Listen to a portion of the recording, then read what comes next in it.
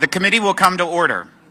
Welcome to today's filled hearing of the Ways and Means Committee about the future of America's trade policy. I am told that this filled hearing is the first outside full committee hearing in 100 years in Congress. And to do that in Staten Island, we are blessed to be here with Ms. Nicole Malatakis in her beautiful district. As America's front door to the world, New York City and ports like the one here at Staten Island represent the front lines of America's global trade. Last year, the total value of U.S. goods traded was approximately $5.3 trillion. That includes food from our farmers, the energy in our homes, the medical equipment in our hospitals, and everything in between. There isn't a single worker, family, or business in our country that isn't impacted by trade, some positively and some negatively. Unfortunately, bad trade policies in Washington have allowed foreign countries to take advantage of our workers and destroy American jobs. Last year, our trade deficit reached $945 billion, the largest ever. The American worker should be at the center of our trade policy. That's why the Ways and Means Committee is here today, to listen to Americans on the front lines about how we can revitalize fair trade in America. During the hearing, we will be passing around notebooks that you'll see right over here. I'd like to ask all of our audience members to please share your thoughts about how Congress can improve U.S. trade policies. We want to hear from you, and we want that submitted into the record. One key step is to secure our supply chains. We must reduce our dependency on nations who do not share our values or have aligned interests. To be clear, a country that cannot supply their own demand for food, energy, and medicine, but instead rely on other nations to fulfill those basic needs, they are no longer independent, but they are politically dependent. That means producing more of our own medicine and energy, and where we can't make it here, ensuring that we are sourcing from allies close to home. For our food supply, it means making sure our farmers are viable and able to make a living off the land and sell American-grown products without facing non-tariff barriers around the world. We need to aggressively enforce the commitments our trading partners made to treat U.S. products fairly. We must build on the progress from USMCA by pushing more trading partners to open their markets so our farmers and small businesses can compete and win. American families, they need results. We must use trade enforcement tools to chart a new path forward to put American workers first and to hold accountable bad actors, including China. To do that, Congress must reassert its constitutional role as the lead in U.S. trade policy. Right now, the administration is trying to work around Congress and create so-called frameworks that lack the force of law.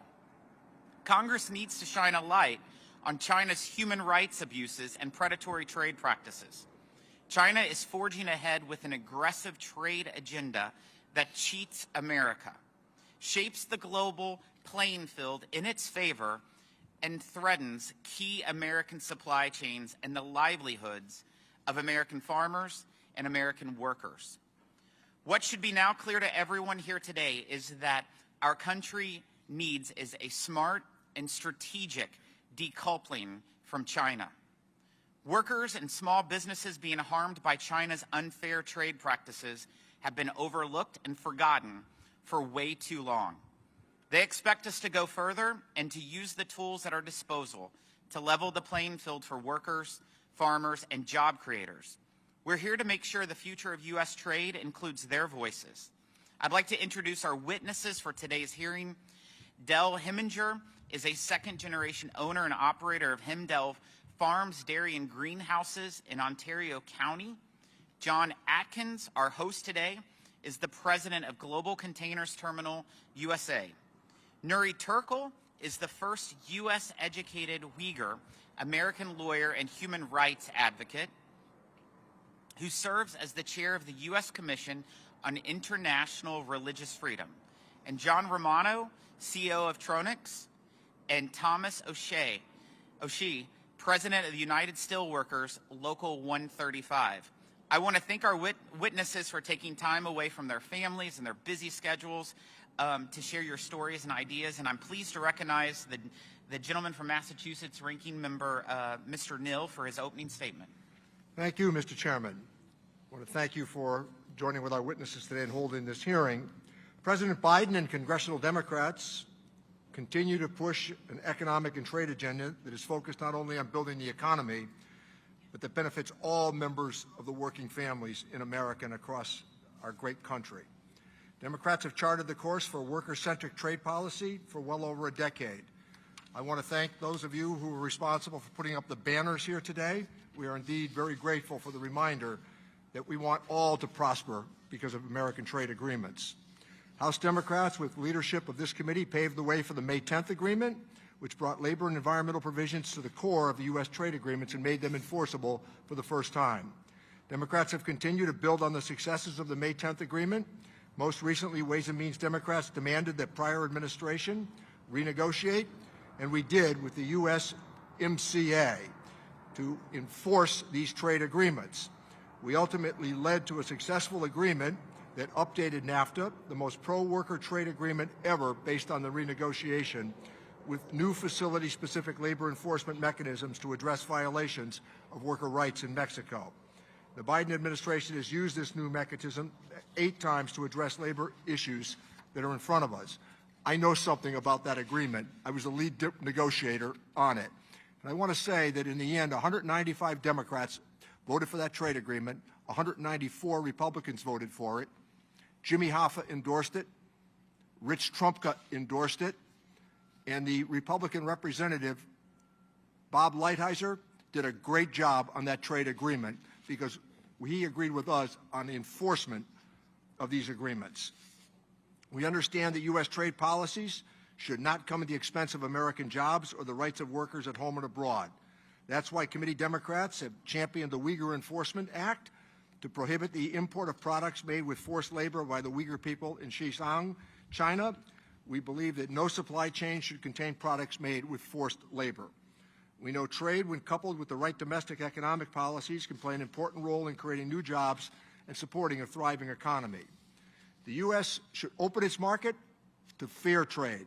When countries can, we all benefit. For this reason, committee Democrats have led the charge to reauthorize and reform the Trade Adjustment Assistance Act for Workers, commonly known as TAA, because we don't think that we should leave American workers behind as a result of increased trade with other countries. We need to convince our colleagues on the other side that TAA is really important.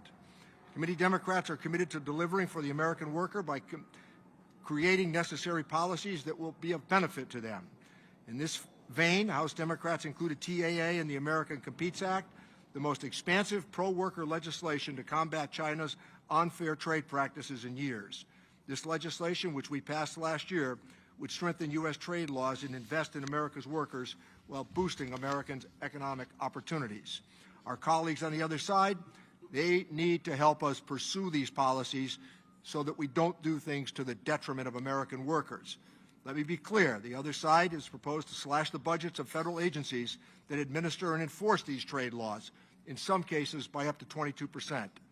These budget cuts to U.S. Customs and Border Protection will not be helpful to the Department of Commerce and other agencies that promote small businesses. We want to make sure that these cuts don't take place.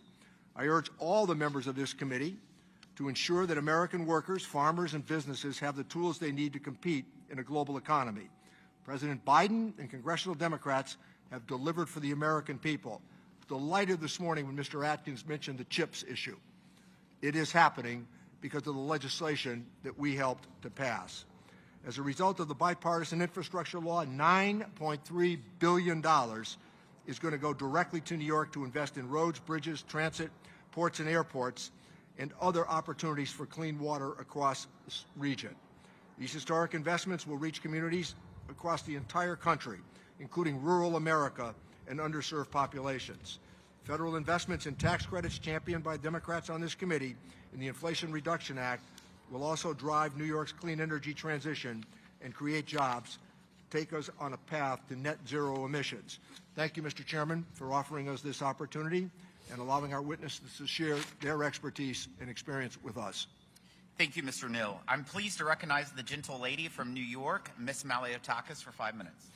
Thank you, Chairman Smith, Ranking Member Neal, members of the committee, and welcome to Staten Island. We are the site of the 1776 Peace Conference during the Revolutionary War. Fort Wadsworth was used by the British as their private defense location.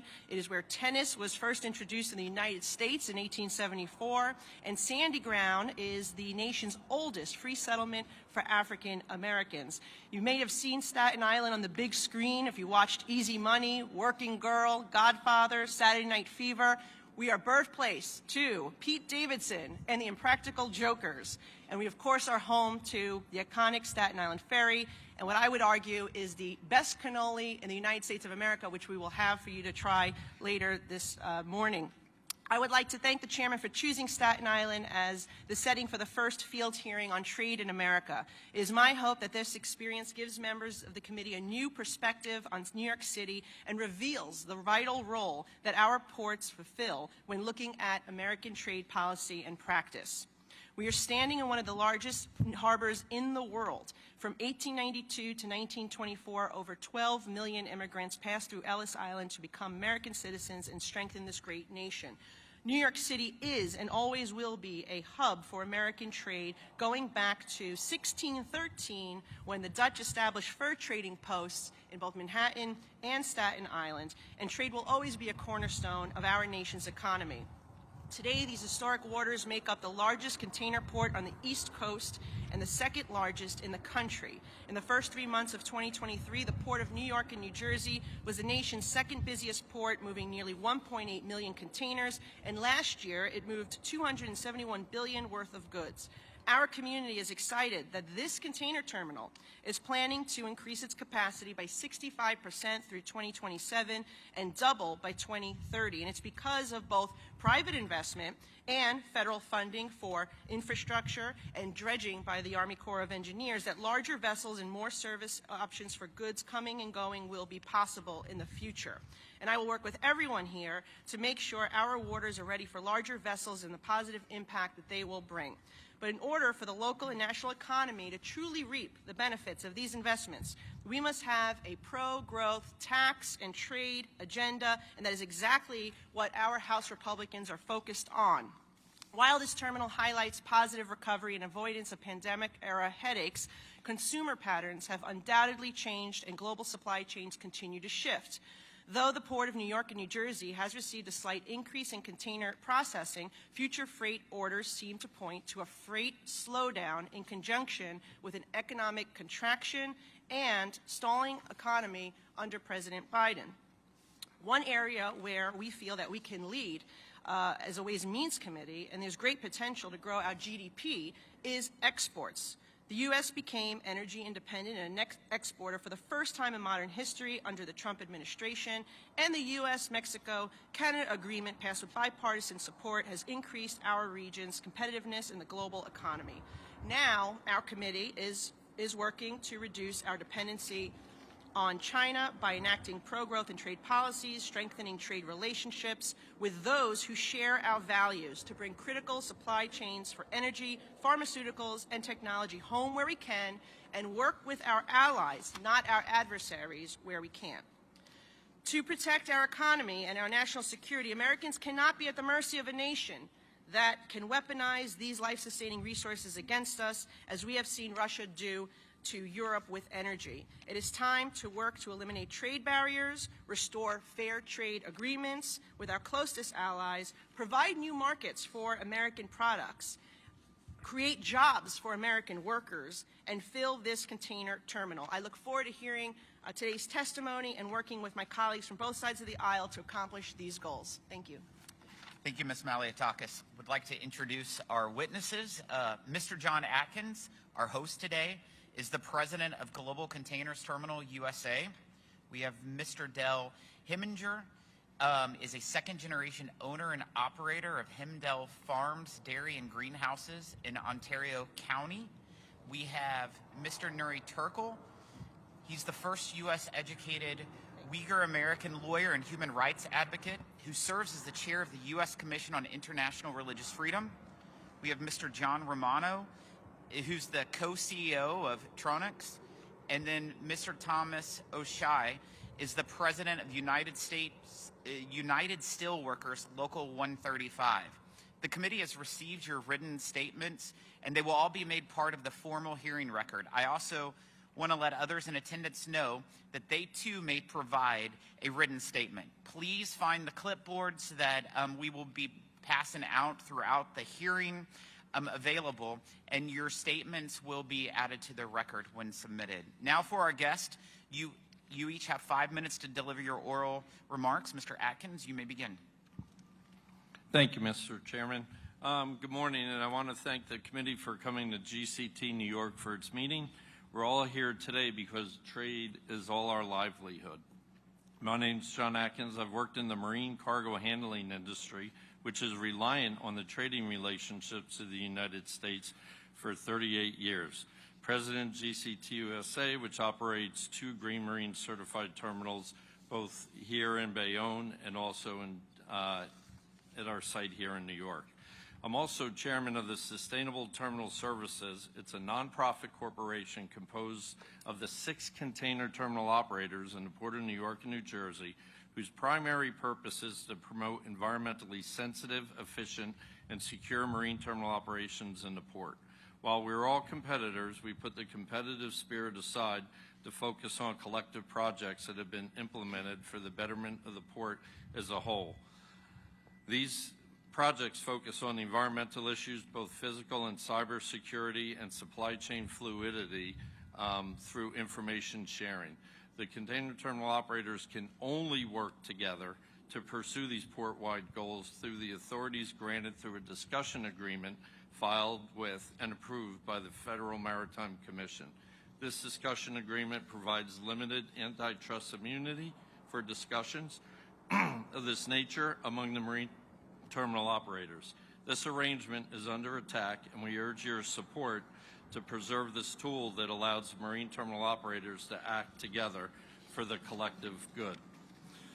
The businesses and labor serving this port have always stepped up in performing their functions that are vital to the regional and national economy, as well as the well-being of all Americans. I'm particularly proud of the performance of management and longshore workers during the challenges of COVID-19 pandemic. In uncertain times, they came to work every day and kept the cargo flowing. This was not easy, but in cooperation with the ILA, the marine terminal operators in the port were able to implement reasonable work rules and sanitizing procedures that permitted work to go on in a responsible manner. These workers are the unsung heroes of the pandemic. Because of these workers, the nation was able to obtain PPE and supplies needed to permit people to go to stores and other places of business to get the economy moving. Collectively, the marine terminal operators in Port of New York and New Jersey have invested billions of dollars in facility improvements and equipment to efficiently handle current and enhanced cargo volumes. In 2022, in the port, we efficiently handled cargo volumes 9.5 million TEUs that had not been anticipated to occur until 2030. However, the story of our significant investment and dedication to the work are not what you read about in the news. In general, media coverage has done our industry a great disservice, and our industry fears that this misrepresentation may be fueling hasty governmental regulation, while considered with good intentions, may have unforeseen and harmful consequences. The media reporting on the 2022 supply chain crisis often use venues like you see here today as visuals in their news accounts. This reporting has been harmful to the industry because it gave legislators and the public the mistaken impression that the crisis was caused by ocean carriers transporting goods and marine terminal operators like the one here today that offload the cargo from these vessels and transfer it to truck and rail to its final destination. This mistaken impression also brought forth the ire of the White House, which resulted in hastily enacted legislation that will not prevent but may encourage the next supply chain crisis. The Ocean Shipping Reform Act, or as we term OSRA, and the ensuring regulations of the FMC have sought to lay the blame for supply chain challenges on ocean carriers and MTOs. This regulatory activity places undue burdens on carriers and MTOs for the failure of shippers and other cargo interests to receive their cargo in a timely manner. It is undisputed fact that domestic marine terminals have limited space. The efficient operations of a marine terminal are based on principles of velocity and fluidity. Impediments to fluidity are long container dwell times. During the 2022 supply chain crisis, cargo interests allowed their containers to languish at our facilities, causing log jams in the system. Our marine terminals were used as long-term storage alternatives to off-terminal container depots and warehouse facilities. Now the regulators are placing the burden on MTOs to bear the costs for such long-dwell containers. That is against the incentive principle that the FMC is supposed to espouse in ensuring that cargo moves efficiently through marine terminals. The longer a container dwell in the terminal, the longer it takes to service the trucks to drop them off and pick them up. However, pending FMC regulations do not enumerate procedures for the FMC to assess whether the cargo interest was in fact verifiably ready and able with a truck driver, a chassis, and a destination to bring the container before a container can be retrieved. Instead, they place the sole burden on ocean carriers and marine terminal operators for the inefficiencies in the inland components of the supply chain. Another issue of critical importance to the Port of New York and New Jersey is dredging, which includes having a reliable source of funding for critical dredging projects. The Port is dependent on a consistent program of maintenance and deepening dredging projects. The Port of New York and New Jersey, in dredging parlance, is referred to as a donor port to the Harbor Maintenance Trust Fund. That means the fees generated by cargo operations here significantly outweigh the monies that are allocated to the port here in New York for vital dredging projects. As this port has done since the beginning of our nation, as Nicole has pointed out, it continues to be one of the largest contributors to this nation's ability to maintain the waterways for the common good. The Port of New York and New Jersey is having issues with obtaining the funds that were supposed to be authorized for its piles and fender dredging project under WEIRDA 2020. The port should have been slated to get $56 million for this maintenance dredging, with escalations up to $70 million. However, the port was only authorized for $6.1 million for this purpose because of differences between what was negotiated and what was appropriated under WEIRDA. We need your help. If not corrected, the port will take a $350 million hit on dredging funds that should be authorized for this port.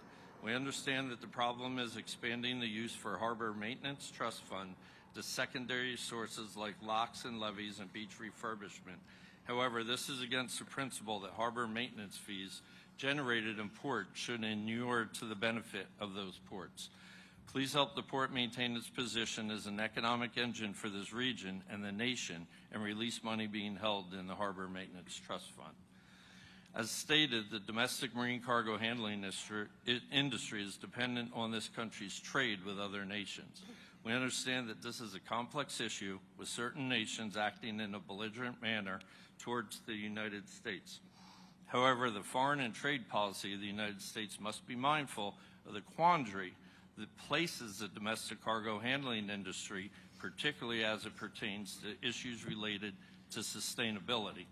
This is another area that is of great significance to marine terminal operators, which is also directly related to the work of your committee. We all want to be good stewards of the environment and operate in a manner that has the least possible negative impact on the environment. However, obtaining new equipment from container gantry cranes, as you see behind you, to yard hustlers is a challenge for marine terminal operators. While most of our container cranes are now electrified, operators are in the process of seeking to replace cargo handling equipment, including rubber tire gantry cranes, top loaders, reach stackers, with low emission or zero emission equipment. Mr. Atkins, Yes, sir. we're 4 minutes over, so can we submit the rest of your testimony into the record? Because Yes. I want to make sure I'm as fair to all of the folks, Okay. but we appreciate you hosting us. Absolutely. Thank you. Mr. Heminger, would you please proceed? Hemdale Farms and Greenhouses grows. Oops, there we go. Hemdale Farms and Greenhouses grows or produces milk for Upstate Milk Cooperative. We're one of the owners and the only supplier of fresh milk for Wegmans Food Market. They're very fussy.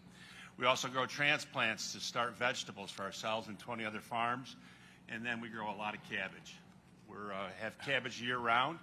We ship 50 loads a week with a neighboring farm, July through November, and then about 10 loads a week, November through June, to fussy buyers who want our dense, crisp cabbage out of storage. Back home, my son and a great team of dedicated, hardworking employees are running a 1,500-cow high-tech dairy, as well as a greenhouse business that starts vegetables for transplants, 3,000 acres of crops, including fresh vegetables. I'm proud to say that besides myself, we have 5 of our 6 key managers that are partners, owners. International trade is of critical importance to our business. For the dairy industry, nearly 1 in 5 gallons of milk gets exported as a dairy product. This value is $10 billion a year. In the last 10 years, dairy exports have increased 52% by volume and 85% by dollars. 30 years ago, my farm was primarily a processing vegetable farm, and we had an outdated, older 100-cow dairy that my father had planned to sell off. Instead, I went to the bank and borrowed the money to expand to 300 cows, and that barn is still an important part of our operation today. At that time, the Canadian dairy market was scheduled to open under the original NAFTA agreement. It was actually a factor in my decision to expand my dairy. Over the last 30 years, the Canadian dairy industry has massively outsmarted numerous trade agreements, keeping their markets mostly closed to U.S. products. I'm just 90 miles from the bridge to get into Canada, and just a little bit past that is Toronto. Big population. Currently, I compete to sell large volumes of both vegetables, transplants, and fresh vegetables with the same production grown in Canada. The primary supplier of fresh vegetable plants in the Northeast is Canadian Greenhouses. I'm one of the few larger size greenhouses that have tried to be as competitive with them because of all the opportunities they have. Canadian subsidies, including trucking for export subsidies, investment grants, and government-controlled low-cost inputs like energy, make them more competitive. I respect my Canadian greenhouse competitors. We make each other better. Now Canada must let us send our dairy products and vegetables back to the same open borders. On the input side of our business, last year was the craziest year of my 45-year career, led by fertilizer prices that were up 100% to 300% and fuel prices that were up 70 to 100%. Today, fertilizer settled back to an average of 70 to 80% higher than 2021. It hasn't settled back further, my supplier tells me, because Russia and China are internally restricting exports, keeping supplies tight worldwide, and hence prices historically high. Fuel prices are back to a more traditional range. Almost all other costs are higher, including machinery, repair parts, and some supplies. Moving forward, our biggest challenge to remain competitive is labor. Our first labor challenge is the federal H-2A program that I've participated in since its inception 15 years ago. The current administration has let the U.S. Department of Labor be out of control with regulations, fees, and base wage requirements.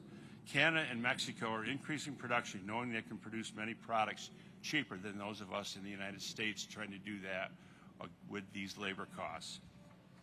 My second labor issue is New York's new labor laws and regulations that are making our costs much higher than neighboring states and Canada. In 2023, when I paid the New York State mandated overtime that for agriculture was new 2 years ago, the federal H-2A hourly rate of $16.95 an hour. When I pay overtime on those dollars, my labor costs will be double what Canada pays with no overtime mandated. Last Friday, during a statewide meeting of Farm Bureau leaders reviewing the new labor regulations that were just enacted with the new New York State budget, an apple farmer that I have great respect for said he and his neighbors were organizing to entertain solar project development on their farm acreage. This is on some of the best fruit acreage in the world. Picture the beautiful land that borders Lake Ontario in western New York being converted from apple trees to solar panels. At Hemdale Farms, we are focused on soil-based solutions. 30 years ago, my primary focus was growing vegetables for processing for Bird's Eye Foods. A combination of the consolidation of the industry and the high cost of doing business in New York State forced Bird's Eye to sell all the processing plants, and today they're importing a considerable amount of their products from countries with much lower costs. I share this because at that time, Bird's Eye asked me to transition some acreage to organic so they could do test marketing. The Bird's Eye markets didn't develop, but we established numerous markets for both vegetables and grain and were successful organic growers for 15 years. Eventually, my operation partner, who was a self-trained soil health expert, and I decided to discontinue organic production because of ongoing challenges maintaining the land and controlling weeds and seed growth with excess tillage. We also wanted to be able to consider GMO in the use of all our enterprises. My lifetime of experience has me convinced that GMOs are the most important scientific breakthrough in history for the future of feeding a hungry world of 8 billion people. I will wrap this up saying that Hemdale Farms is up to the challenge of competing in global markets. We will continue to move forward with an entrepreneurial spirit, finding our niches to succeed. However, we must have a level playing field with open markets and cost structure where we can be competitive with both our income and expenses. If this is not the case, I owe it to my family and my community to change my focus and possibly my location. Money goes where money can be made. Chairman Smith and committee members, I commend you for convening these hearings on behalf of agriculture and small business across the country. Thank you. Thank you, sir. Mr. Turkle, you're recognized. Thank you very much, Chairman Smith, Ranking Member Neal, and honorable members of the committee. I'm honored to be here with you today to testify on key red flags in our trade relationship with China. In 2019, as leaked documents show, the Xinjiang government supercharged its policy to pull all Uyghurs in a mandatory work placement. To be clear, it is a state policy that all Uyghurs must be in forced labor. Acting on forced labor imports is a moral imperative, as the Uyghur genocide has entered its 7th year. American consumers are increasingly aware that our proclaimed national values are not aligning with U.S. corporate interests abroad. Ignoring modern-day slavery is morally unacceptable. It compromises the soul of our nation and sets a malign precedent globally. I was born in a re-education camp where my mother was sent to at the height of the China's infamous Cultural Revolution. My father had been sent to a separate forced labor camp. I grew up witnessing Uyghur villagers forced to build irrigation system and pick cotton. Uyghur forced labor is not a new problem.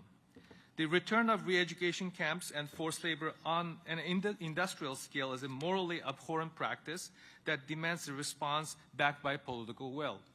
The Chinese government is using forced labor to break up Uyghur families and send them to work in factories thousands of miles away from home. These Uyghurs are prisoners of the state, and their labor is being used to make products for domestic and international markets. Uyghurs are suffering under the state plan targeting an ethno-religious groups for industrial forced labor on a scale not seen since the Holocaust era. Forced labor is driving the near complete erasure of Uyghur people from within a generation. This practice is at the profit-making center of atrocity crimes. I'm sure you can imagine its psychological impact on me as a proud American to know that my country is profiting from the Uyghur forced labor.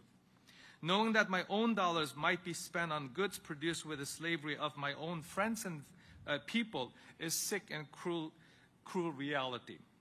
The problem is not going to disappear or even be minimized. As China becomes more hostile to foreign businesses and as the means of concealing the origin of goods continue to evolve, effective enforcement from the relevant authorities will be essential to protect our nation's economic interest. Forced labor transfer within China and beyond will likewise necessitate closer scrutiny. And American workers are at disadvantage when competing with countries that uses forced labor. Let's be clear, forced labor is the profit-making dimension of an ongoing genocide. Business complicity must be taken completely off the table. Modern-day state-imposed slave labor in China is America's #1 source of imports. The existing laws must be fully enforced and even amended to ensure that American people are not unwittingly complicit in powering a genocide with their dollars.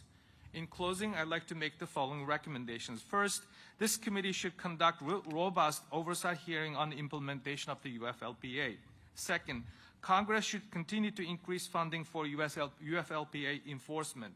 Third, this committee should examine the composition and role of Commercial Customs Operations Advisory Committee, COAC, which heavily favors the importer community while excluding domestic producers and American workers. Fourth, Congress should pass robust and enforceable country of origin labeling rules. Fifth, Congress should pass new legislation modeled on the Foreign Corrupt Practices Act to address business complicity in state-imposed forced labor, human trafficking, war crimes, and other serious human rights atrocities. Six, Congress should amend the Securities Exchange Act of 1934 to address the corrupt practices of foreign adversaries. Seventh, Congress should pass legislation prohibiting access to U.S. capital markets by maligning foreign adversary companies under U.S. sanctions for human rights or national security reasons. The fifth, Congress should pass TSP Fiduciary Security Act to update the fiduciary duty of Federal Retirement Thrift Investment Board. Finally, Congress should pass the Turn Off the Tap Act to create a central ban on federal funds going to foreign firms explicitly identified through U.S. government backlist. Thank you very much for the opportunity, and I look forward to your questions. Thank you, sir. Mr. Romano is recognized. Good morning, Chairman, Ranking Member, and members. Today I'd like to discuss the negative impact of trade practices on the titanium dioxide industry. I serve as the co-CEO of Tronox Holdings, the world's leading vertically integrated producer of titanium dioxide, also known as TiO2. Our product is a base pigment that can be found in virtually all paints and coatings applications such as architectural, industrial, automotive, aerospace, and military applications. It is also a key pigment that adds whiteness and opacity to many plastics products and is critical to nearly everything that is manufactured in this country. We operate the world's 5th largest production facility of TiO2 in Hamilton, Mississippi, and in Oklahoma City we operate a world-class R&D center. As a vertically integrated producer, we mine titanium-bearing ores at our 5 mines in South Africa and Australia, and we upgrade that ore to high-grade feedstock and ship it to our 9 TiO2 facilities around the world. Our mines also produce valuable co-products, including the types of rare earth minerals that have been identified as critical minerals under Executive Order 13817 and 14017. Tronox is now considering using its existing mineral resources in South Africa and Australia as a feedstock for rare earth processing at a plant in Hamilton, Mississippi, to supply U.S.-based customers and potentially the U.S. government. The threat from China is clear, both to our core TiO2 business as well as any plans as we may have to move into the rare earth mineral space. While China accounted for 36% of the global TiO2 production a decade ago, today it accounts for 52%. And China's attempts to dominate the global supply of TiO2 are continuing to evolve. Based on our analysis of announced new plants, China's production could account for 70% of the global demand by 2030, with growth in Chinese production far exceeding growth in global demand. At a recent conference at one of the largest Chinese producers of TiO2 predicted that its company's growth would result in the removal of Western capacity suppliers. In other words, we're seeing the classic Chinese playbook of creating enormous overcapacity to harm foreign competitors. The Chinese have also sought to appropriate U.S. TiO2 technology through criminal means.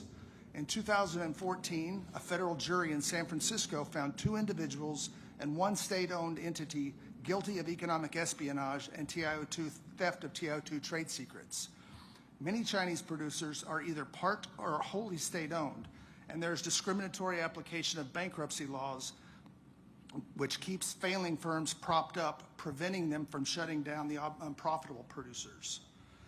In our African mining activities, we see a sharp contrast between Tronox and how the Chinese mine titanium-bearing ores.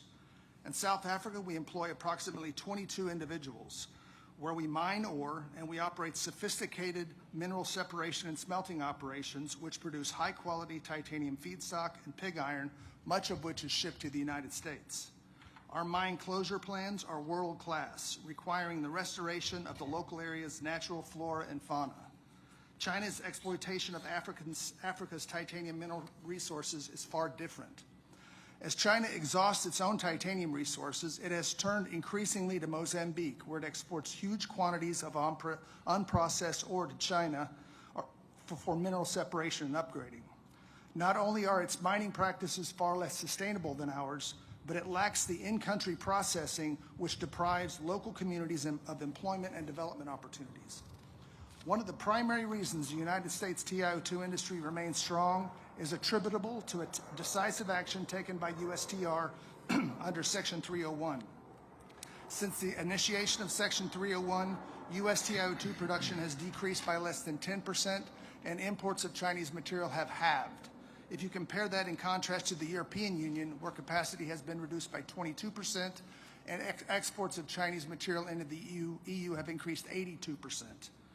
USTR Section 301 action has enabled U.S. producers like Tronox to remain viable. This in turn has generated enormous benefits for the local communities where we operate, enabling Tronox to consider investments in adjacent industries like rare earth minerals. Tronox continues to invest heavily to remain competitive, but we are concerned that with a significant increase of Chinese TiO2 capacity, current Section 301 tariffs may not be enough to prevent uneven playing fields in the U.S. markets. In closing, I would ask that as part of the four-year review of actions under Section 301, USTR consider whether current tariff levels are sufficient to avoid injury to our industry. Thank you for your time. Thank you, sir. Mr. O'Shea? Chairman Smith and Ranking Member Neal and all members of the committee, thank you for the opportunity to testify today. My name is Tom O'Shea, and I'm the president of the United Steelworkers Local 135L, which represents workers at the Sumitomo Tire Plant in Buffalo, New York. Our plant employs over 1,400 people, including 1,100 members of the United Steelworkers. I've worked at the plant for 33 years now, mostly building tires. We build a wide range of tires from motorcycle to passenger vehicle tires. We also export to Europe. We are looking to add tire capacity that will allow our location to build up to 17,500 tires per day.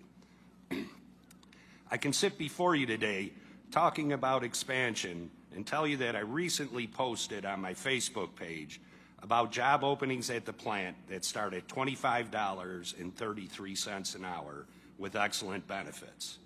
Not just because of our union contract, but also because the United Steelworkers fought against illegally dumped and subsidized imports. For the last 14 years, the union has used every tool in the toolbox to defend a domestic industry which has manufacturing facilities in 19 states and employs nearly 100,000 workers. Since the United Steelworkers has significant density in the tire industry, we are able to file trade cases without employers. Since many tire manufacturers in the U.S. are global manufacturers, there is a hesitancy in filing trade cases because of potential retaliation.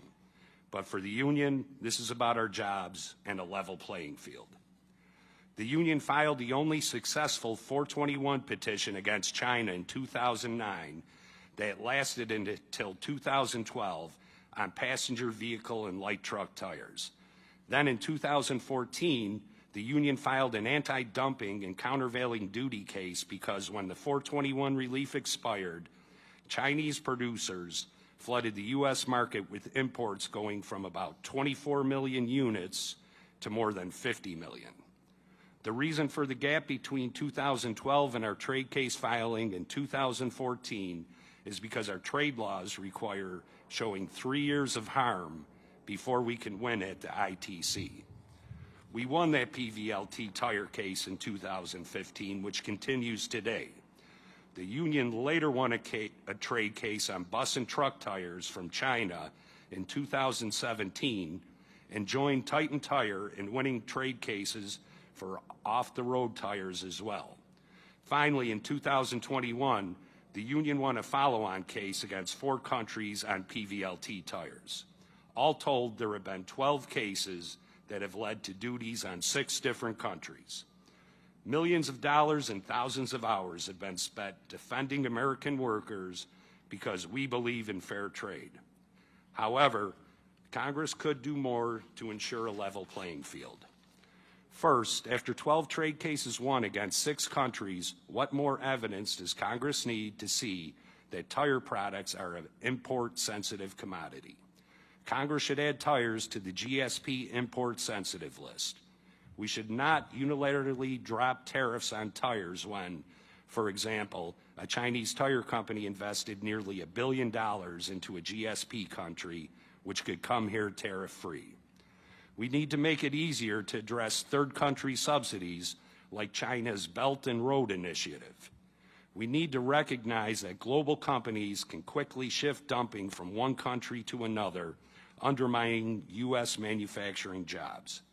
Congress could help this by passing bills like Level the Playing Field Act 2.0, introduced last Congress by Representatives Terry Sewell and Bill Johnson. Second, workers negatively impacted by trade should have access to training programs like trade adjustment assistance. Finally, we should not impose budget cuts on the agencies that enforce our trade laws. Unfortunately, recent House-passed legislation would decrease the budgets of agencies which enforce our trade laws by over $60 million. Millions of workers rely on our government to accurately review trade cases, and federal budget cuts will lead to lost manufacturing jobs. My written testimony includes more examples of policy tools that could make American jobs more competitive in a global marketplace. Thank you for your time today, and I look forward to answering any questions you may have. I want to thank you all for your excellent testimony, and we'll now proceed to the question and answer session. And I'll begin first. Mr. Turkle, America has led the world by banning the import of products made with forced labor. I was proud to vote in 2015 to update our forced labor import ban, and again in 2021 to pass the Uyghur Forced Labor Prevention Act to address the unprecedented scale of the Chinese Communist Party's systematic use of forced labor. And yet there are credible reports of products made with forced labor still entering the United States. What more can we do through our trade policies to shine a light on China's human rights abuses and crack down on products manufactured from forced labor entering the U.S.? Mr. Chairman, thank you very much for the question. We can do a number of things to address that concern. First of all, we have to look into the country of origin concern. The law, the UFLPA, specifically focuses on the Uyghur region that is formerly known as Xinjiang. But we do also know that there have been instances that the Chinese government supported entities making the product without labeling and taking to the inland and then exporting to another country and making to the United States. That includes Mexico and Canada. So we need to close the loophole, starting with the addressing the country of origin concern, making a new rule. And then two, we have to work with our partners and allies to encourage them to put in place similar type of legislative mandate. And Europe is about to becoming dumping ground for forced labor produced products. Italy, during the period of 2019 through 2020, increased import volume from Xinjiang almost by 200%. So Europe needs to catch up, so as our Asian allies, Japan, Australia. And then finally, we have to continue to increase the enforcement mechanism in the United States with additional resources and tools. I know that Congress approved $70 million for enforcement. We have to continue to add funding so that our CBP colleagues can do their job. And finally, I would look into a possibility of amending the UFLPA to make it applicable to entire country, China. That one geographical area has been focused, but we may end up seeing human trafficking, internal migration. Thank you. Mr. Romano, as you know, President Trump imposed tariffs on China because of its unfair trade practices under Section 301 of the 74 Trade Act. And President Biden has kept these tariffs in place so far, although his administration is currently conducting a 4-year review of the tariffs and may make changes as a result of that review. As a company that has had to deal directly with China's unfair trade practices, Can you speak to the relationship between these tariffs and the protection of American production and jobs? Thank you, Chairman. Yes, so I've been with the company that I'm working for now for 35 years, and we have historically seen plants close due to Chinese imports. So we had a plant in Savannah, Georgia, that closed in 2004, and the other half of that plant closed in 2007. It was directly related to Chinese imports for, I'd say, a lower grade of TiO2 that was sold into the paper industry. We're not the only company that closed production. There was another facility in Delaware that closed for that. So how have those 301 tariffs impacted us since then? There hasn't been any capacity actually eliminated since the trade barriers were put in place, the tariffs on TiO2. And it's actually allowed us to expand our facility in Hamilton, Mississippi. We have spent $135 million, a 15% increase in capital spend since those tariffs were put into place. We have a $55 million payroll at that facility with 450 employees, about 120 to 150 contractors working at that facility every day as well. So it's not only helping us maintain our production globally, but it's also helping us maintain jobs. Many of our employees have been with the company for many years. It's generations.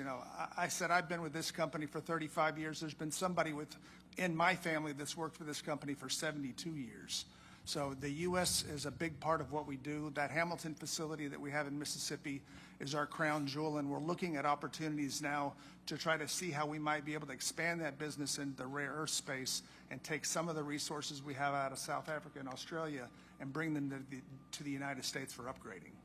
Thank you, sir. Mr. Heminger, trade enforcement is about making sure that our partners provide the access to markets that they were promised.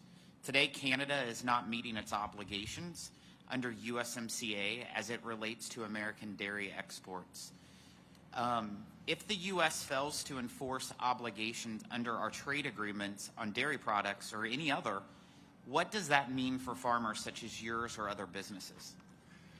We just simply aren't going to be able to continue to compete when it's a one-way street.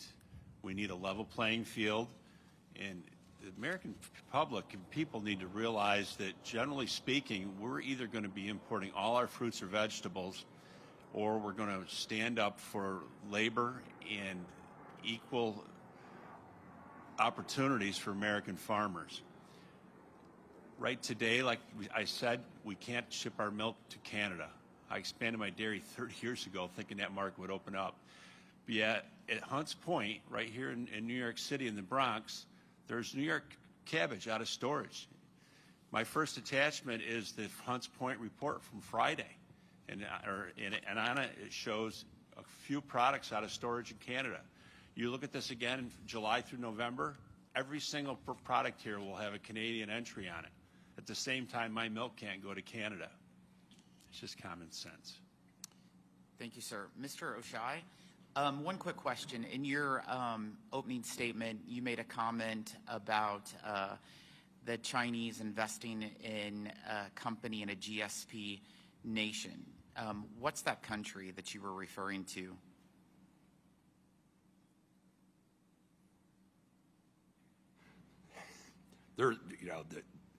They're very clever in circumventing our trade laws. So a question like that, I have to think. And at this point, Serbia is the GSP country.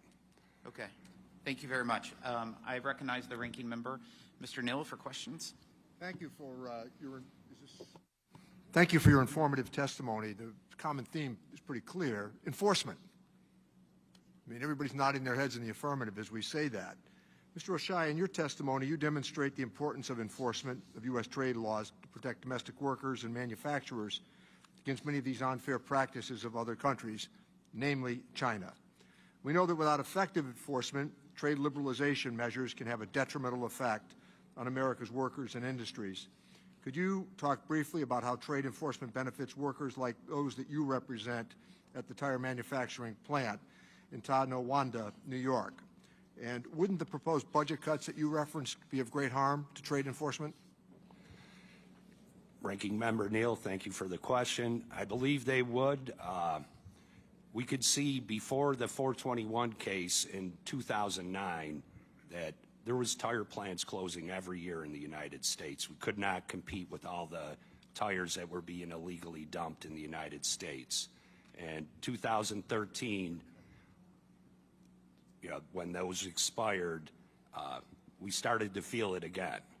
But once that second trade case went through and was properly enforced, rather than seeing tire plants shutting down across the United States, you've seen them being built again in the United States, employment going up, and offending countries actually building plants in the United States, employing American workers.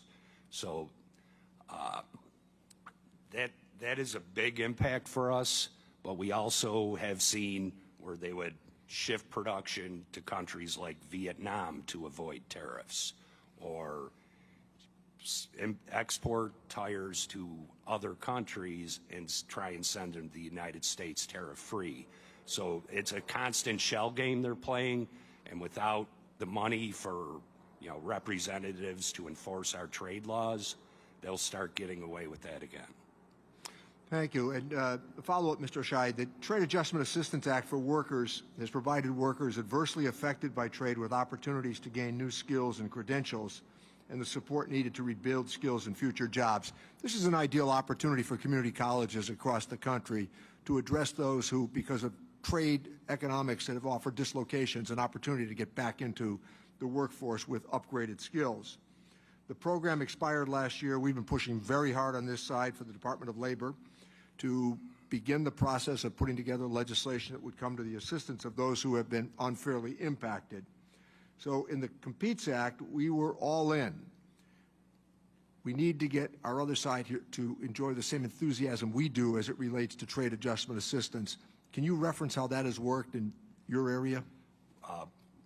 At our plant in 2010, we had a big layoff. Truck and bus tires were under a lot of duress from Chinese imports. We had a big layoff. The intent was to eventually shut the plant down because we were under so much pressure from those imports, and we didn't see a recovery coming. We filed. Our members received TAA. Eventually, through luck and hard work, we did return those workers to work after over a year of layoff, but during that year, they had received enhanced unemployment benefits, so they did not run out of unemployment, which gave them the opportunity. Many of our members had gone for welding certificates. We had some members who had their first year of nursing degree. And you could see if we had not come back up without luck and hard work, people were on their way to being able to at get decent employment after the plant would have closed. Mr. Chairman, the trade component to American economic life at once enjoyed great support. It is now severely diminished, and much of it is because of the dislocated workers and workforce across the country and some of the trade practices that international competitors offer. It's a really important part of our economic agenda, but you can see the constituency for it in America has considerably shrunk over the years, and I think that this is something through enforcement that we can hope to change. Thank you, Ranking Member. Recognize the gentleman, a gentle lady, Ms. Malatakis. Thank you very much. Thank you all for your testimony. This hearing is critically important because we need to implement common sense, pro-growth tax and trade policies that will boost our economy, the businesses like those here today, and the American worker. I want to thank the International Longshoremen Association for being present here and the work that they do at this port. Steelworkers Union, thank you and your members for what they do. And of course our Port Authority police who are here to keep our port safe. I want to start with Mr. Atkins. While many industries were eventually able to return to former habits post-pandemic, the seaports continued to grapple with altered consumer patterns and a shifting global supply crisis. How do seaports continue to adapt to these supply chain patterns that have emerged post-pandemic? As everyone has noticed on the way down to the site here, that we're pretty wide open at our facility here. Our volume year over year is down about 42% at this facility. If you look at what our volume is now over 2019, we're down about 15%. So what we're grappling with here is the consumer reaction post-pandemic. Once the pandemic hit and people were working from home, online purchasing went up dramatically. The shippers and the folks that own the cargo that everybody goes online and buys flooded the shores with material that we saw here. That added to the congestion that we saw going through all the ports and all the facilities. Now that things have returned back to whatever this new normal is, a lot of the cargo owners that had rushed to ramping up their supplies are now working down that inventory. So we see the decrease in numbers for the inventory work down that you see. And right now, the interest rates on mortgages and that you see on any kind of consumer credit is impacting one of the biggest purchasing areas, and that's home goods. Furniture by commodity is the #1 mover into the country, and with interest rates as high as they are for 30-year mortgages, people are not looking to trade in their 2 or 3% mortgage into larger houses or build new houses. So if you look at the furniture and home goods sector, that is down dramatically. So you mentioned some of the causes of this, Yeah. say, freight recession. Sure. What are some of the policies that you would like to see implemented that would help get this economy back on track, maybe pausing the interest rates and better trade policies to export more to build our GDP? What would you say are some of the things that could help? Any of the beneficial moves that can be made to incentivize the export market will help not just the American worker, but will help the ports that we see here today. And overall, just the more we are tied so tightly to consumerism that, you know, a healthier economy is what brings that through. So anything we can do to get more people employed, you know, through the trade policies or whether it's enforcement, anything that gets people to work gets money into the economy system. Great. How can we help streamline the process and ensure that American businesses and workers have a reliable system to prevent delays at the ports that hurt both exporters and the port's bottom line? Yeah, well, actually, there's many stakeholders in the supply chain that have to help with that. It was the inland distribution that caused a lot of what we saw during the pandemic and the supply chain crisis. Warehouses were full, distribution networks were full, so we saw that cargo back up into the ports. So anything when you look at these large warehouse complexes, there just was not enough of them. And talking to our friends in the warehouse industry, there are a lot of regions that it does take quite a bit of, I won't say legislation, but maneuvering through the local ordinances and county ordinances just to get more warehouses built, to be able to get more cargo and velocity moving. Well, thank you very much. You know, the House Republicans have put forward some great ideas on how we can reignite our economy, get people back to work, work requirements for some public benefits. If they're able-bodied, they could help stimulate the economy, work, produce, and I think that would help resolve some of your problems if we also do that in conjunction with smart pro-growth tax and trade policy, which we hope to work on a bipartisan manner. Thank you very much. Yes. Thank you. Mr. Buchanan is recognized. Thank you, Mr. Chairman. I want to thank all of our witnesses. I just know I grew up as a blue-collar kid and been in business 30 years before I got here. We've got to come together. The time is now. And when I mean that, I mean business and unions. My parents were union workers all their life. You got good paying benefits here. I mean, we're talking about we were sharing $150,000 in terms of all in. That's great benefits. And then we got to have the governance come in and make a difference. So I just want to say that. I know we can. I've been to 80 countries in the world. I've done business abroad. We've got the best and most able people, but we need a shared vision. We need a shared plan, and we need to work together and make it happen and leave nobody behind. So I just want to get that out of the way because I feel very strong about it. International trade obviously is critical. I'll just say I've got a seaport in Florida, Tampa Bay area. It's actually Manatee County.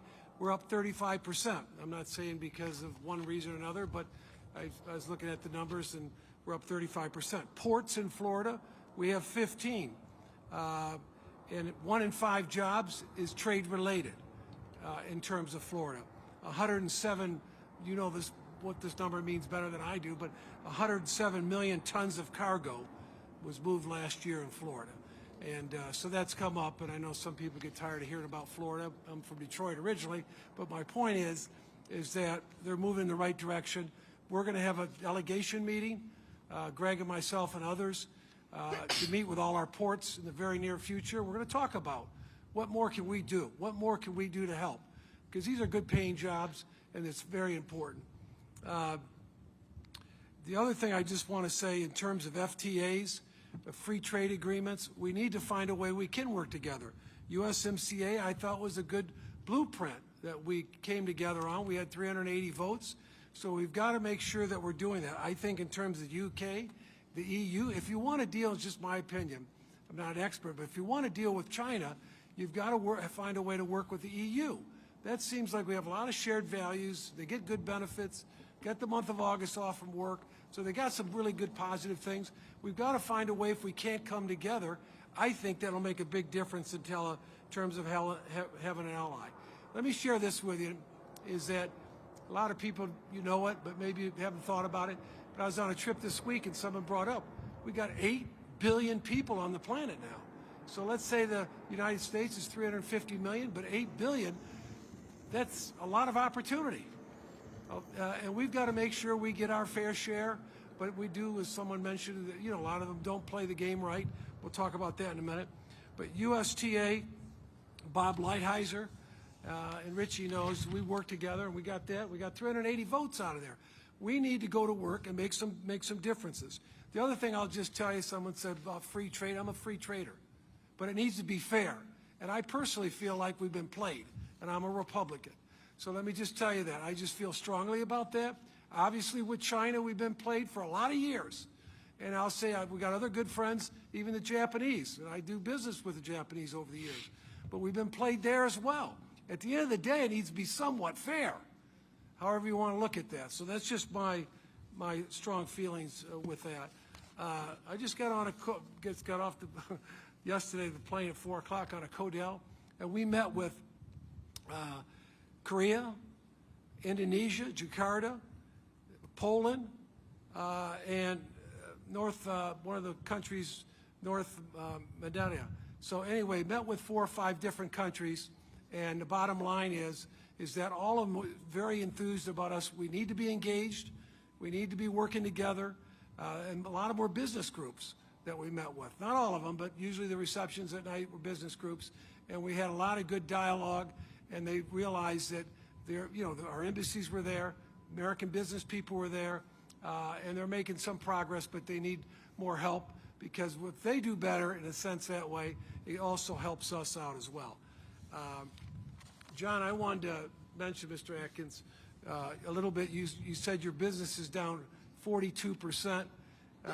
What's creating that? Because I really do want to better understand that. Is that the market? I don't think it's all the market. There's probably other factors, but I think we need to know what those other factors are so we can be helpful. Yeah.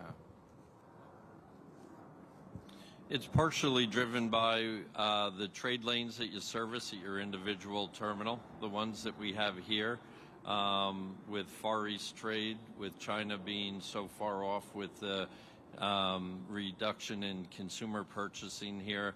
It probably took it did take a more drastic hit than some of the other facilities that have more diversified services, let's say transatlantic or South America trade lanes. They tend to be more resilient because out of South America you're bringing fruits, vegetables, food stuff, those type commodities. So this facility that we're in today suffered more than probably the other ones in the harbor based on the services that it has. As you've been asked, let's figure out how we can be helpful. Yes. And Mr. Turnbull, let me ask you, as it relates to intellectual properties, IP, 30 years ago, I was in Beijing, and we were talking about that being a big, big factor. Can you hear me now? Okay. IP, intellectual properties. 30 years ago, I was in Beijing with a group of business people, and that was the biggest issue back then, and I don't think it's got a lot better today with the Chinese in terms of intellectual properties. What's your thoughts about how can we turn that around and get that where it makes more sense, or can we? Congressman, thank you for the question. I think we have to acknowledge something important, and our policymakers not being straightforward with American people, that what we're dealing is a regime. Can you speak in the mic a little bit more? Because What we're dealing here is a regime that enslaves its own population, subsidize key industries, making it impossible for American companies to compete fairly, and also steal our technology. This is one of their methods, been ongoing for a long, long time. So I know it's a very complicated question, but this is something that I've been advocating that the United States government that needs to go hard, tough in its dealing with the Chinese regime. Okay. Mr. Romano, let me ask you, you talked about minerals. I was just in Jakarta, Indonesia, met with the president, myself, members of Congress. They've got a lot of minerals, things that we need. People are very active and engaged there. Of course, the Chinese are at the front of the line.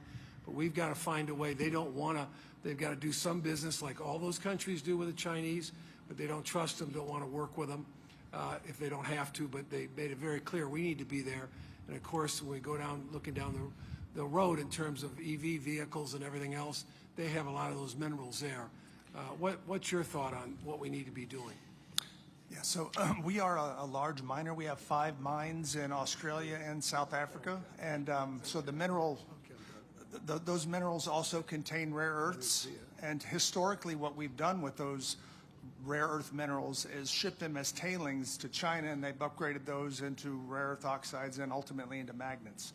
So we are now looking at exporting that material to the U.S. to our facility in Hamilton, Mississippi, so that we can actually participate. We're going to have to. We're way over time. I didn't see the light there. Thank you.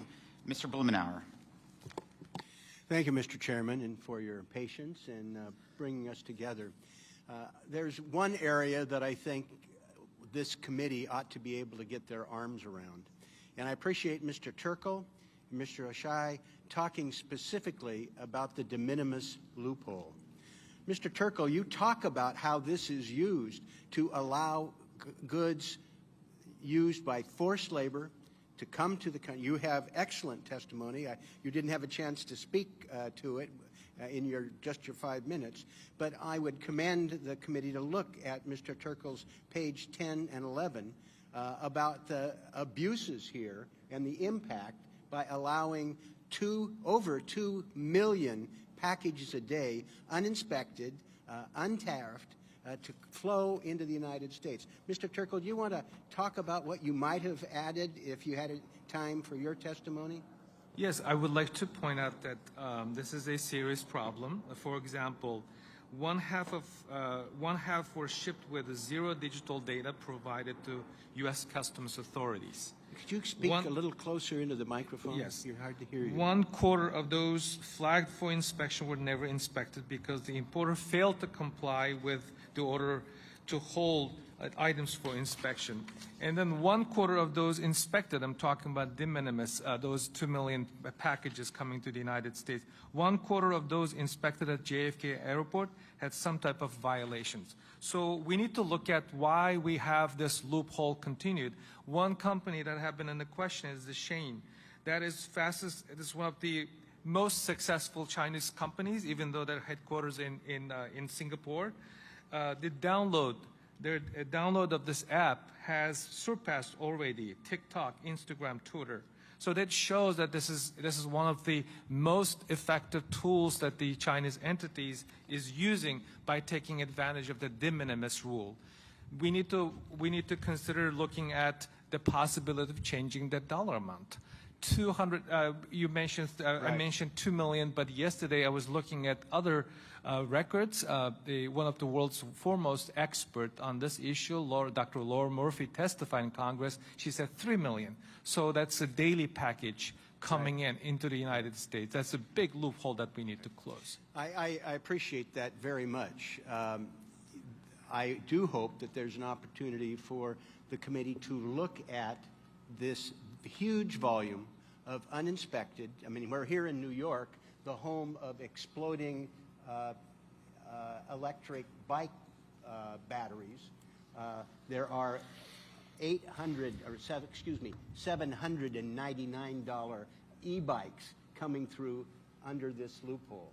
And I just think it's a simple fix. It would be broadly supported on a bipartisan basis, and it's not just clothing. Mr. Ashai, you mentioned the potential use of the de minimis loophole in your testimony about tires.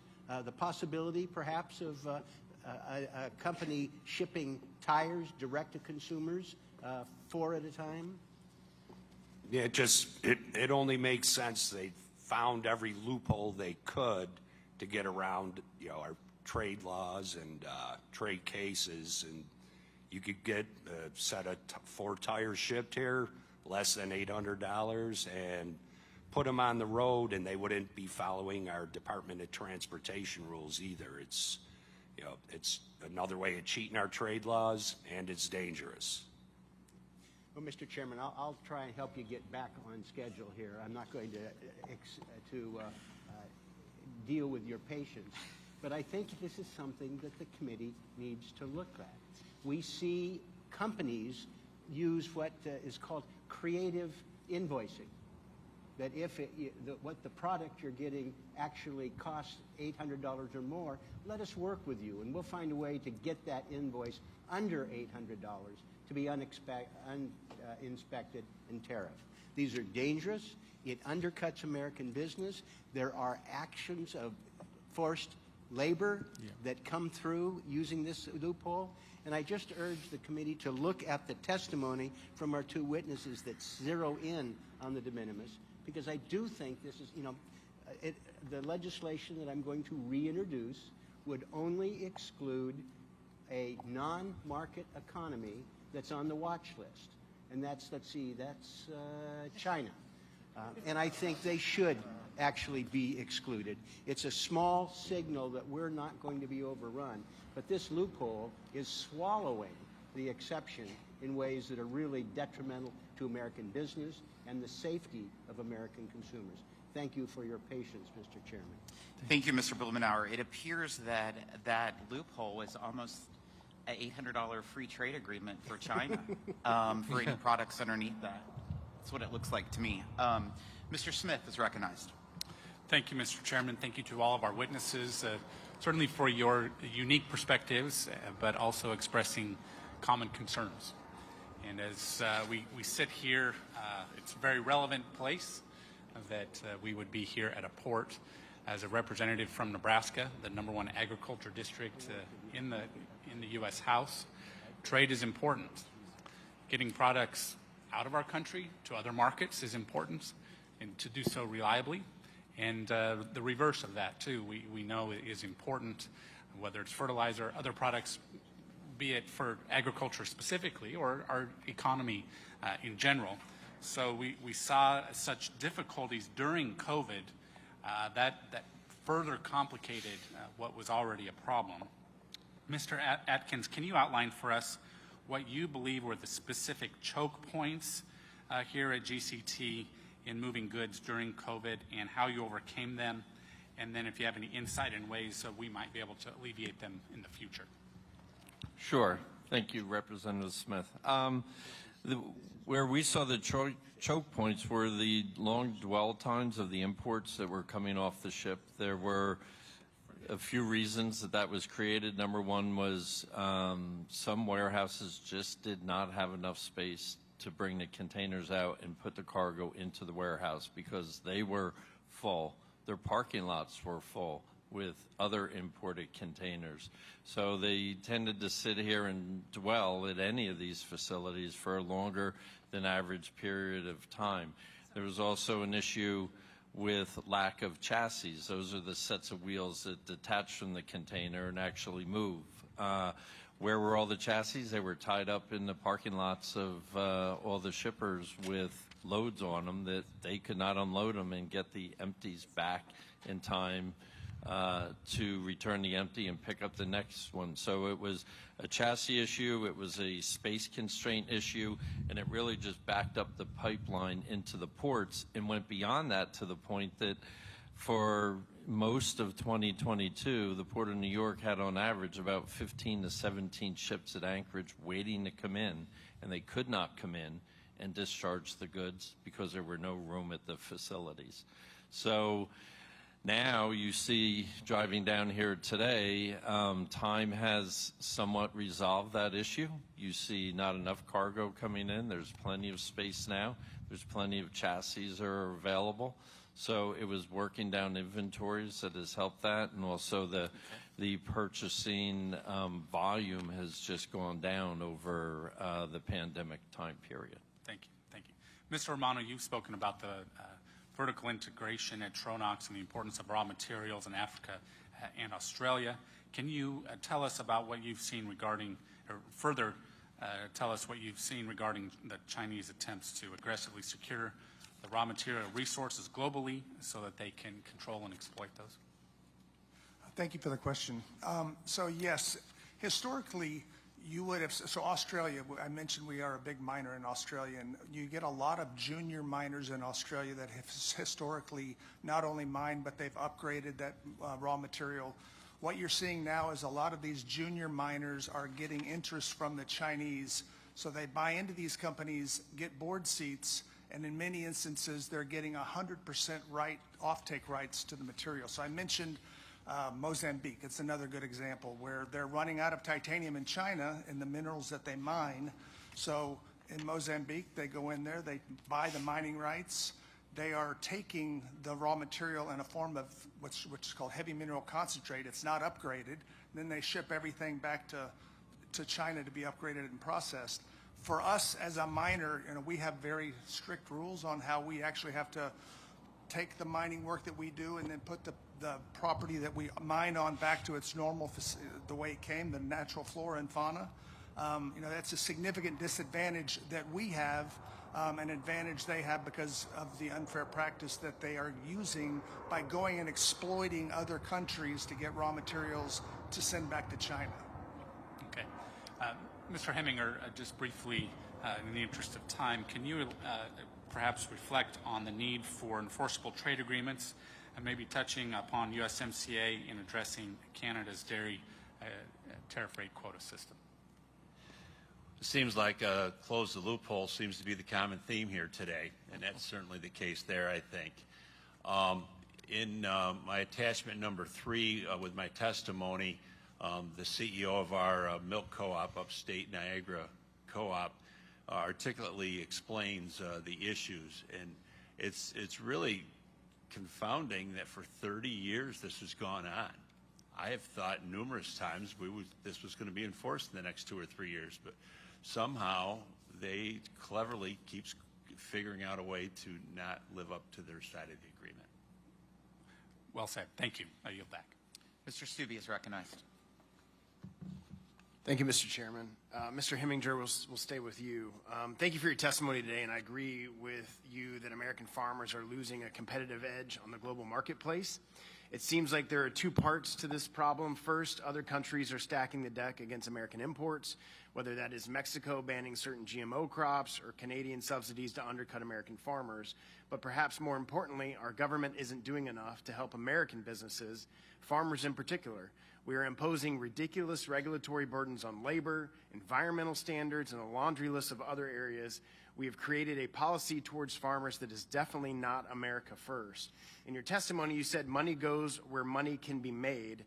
With that in mind, do you have any further examples or predictions going forward of how states like New York or America in general are losing agriculture production and resources to competitors because of bad policy?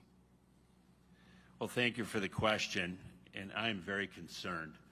We are just stacking the deck against the American farmer, particularly those that have more intensive labor needs with fruits and vegetables and dairy.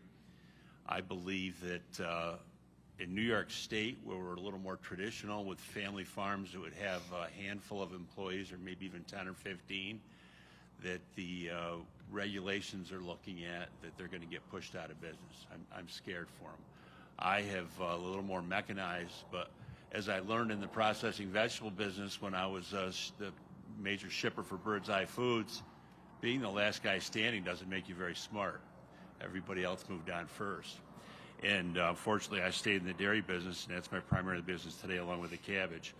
But we have to do something to stay competitive. I mean, there's talk of an E-Verify system in Washington right now. Folks, 70 or 80% of the employees on dairy farms in the United States will struggle with an E-Verify system. The hospitality business and food businesses in a lot of our big cities, this didn't happen overnight. It's evolved over the last 30 years. And we need to listen to small business and hear them and understand that we need a comprehensive immigration bill that addresses this. Some of the finest families in my community are my employees with me for 20 years that I'm not sure they can live up to an E-Verify system. And it's a very, very big concern. As far as GMO and whatnot, I mean, it's just a playing card by Mexico right now. There is absolutely no validity at all in any of their concerns about GMO. Sound science is how we're put together, doing our cropping and whatnot with as minimal a carbon footprint as possible, with a lot of cover crops is what we're about. And with that, we need modern farming practices. Yeah, and I've seen it in my own district in Florida. We've seen it after NAFTA was passed. We've lost tomato growers because they can obviously produce it a lot cheaper without the labor standards, without the environmental standards in Mexico than they can here in the United States. In general, American farmers and businesses follow the rules. If something is prohibited, they don't do it. But in Mexico or in China, rules and bans are more of suggestions. When something is banned in Mexico or China, it often just means someone needs to be bribed. Businesses don't really play by the rules. This is also true for environmental and human rights regulations as well.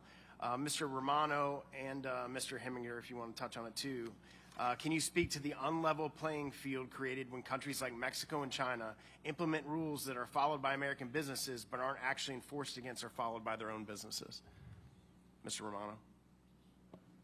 Yeah, so I think it's a great question when you think about how we're producing in the United States. Specifically, we actually have a plant in China as well. So when we think about how we bought that plant back in 2019 and part of another acquisition, and that's a small facility that we struggle to compete with because when we, using our technology and our resources the way we need to invest in the U.S., we use those same principles in China, and we find that we're very uncompetitive because of the things that we're doing as we manage our production to ensure that we're treating the environment the appropriate way.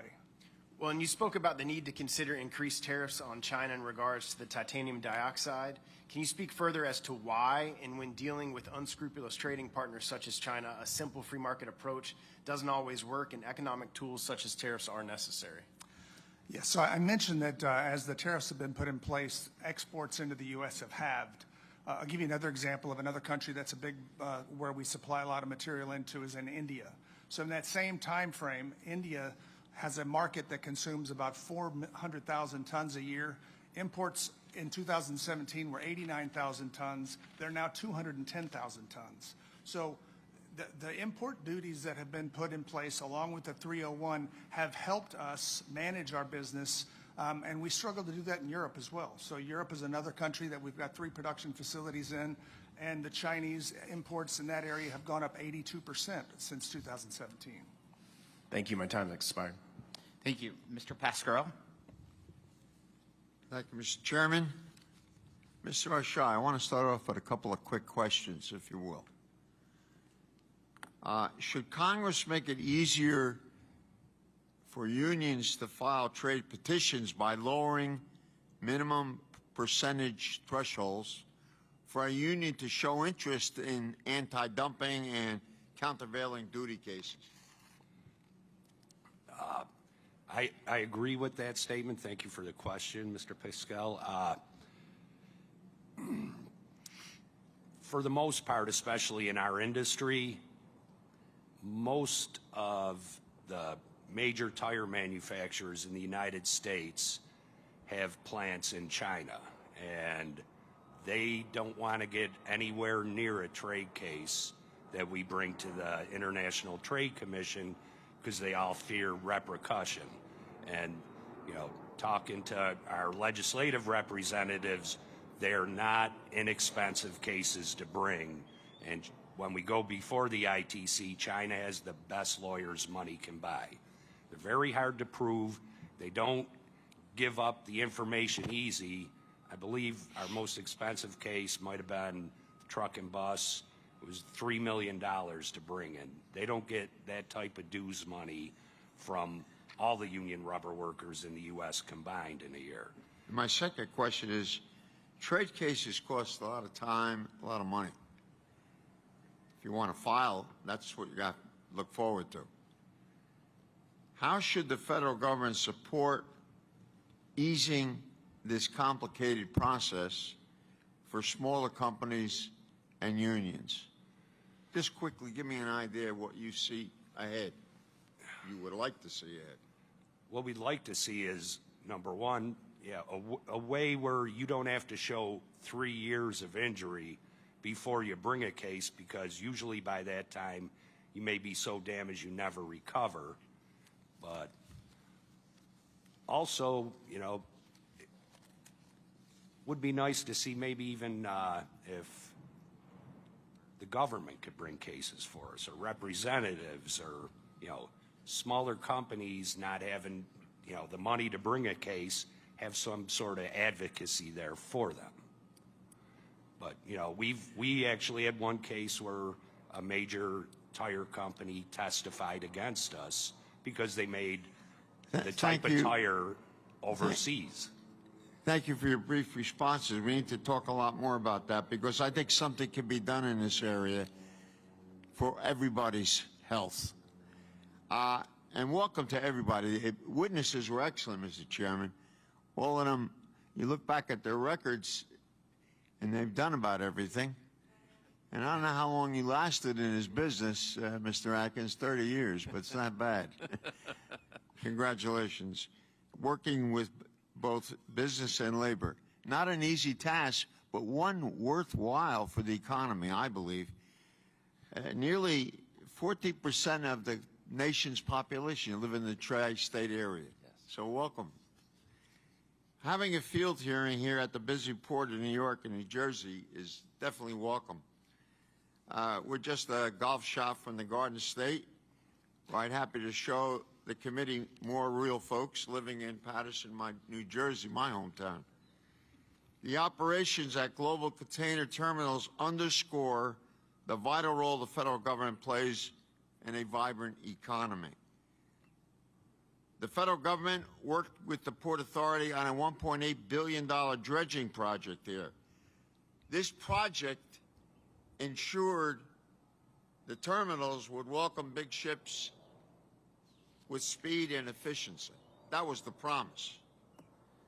Strong federal partnership with the Army Corps dredged our region's harbor 50 feet. Correct me if I'm wrong. It helped us maintain our leading global shipping destination.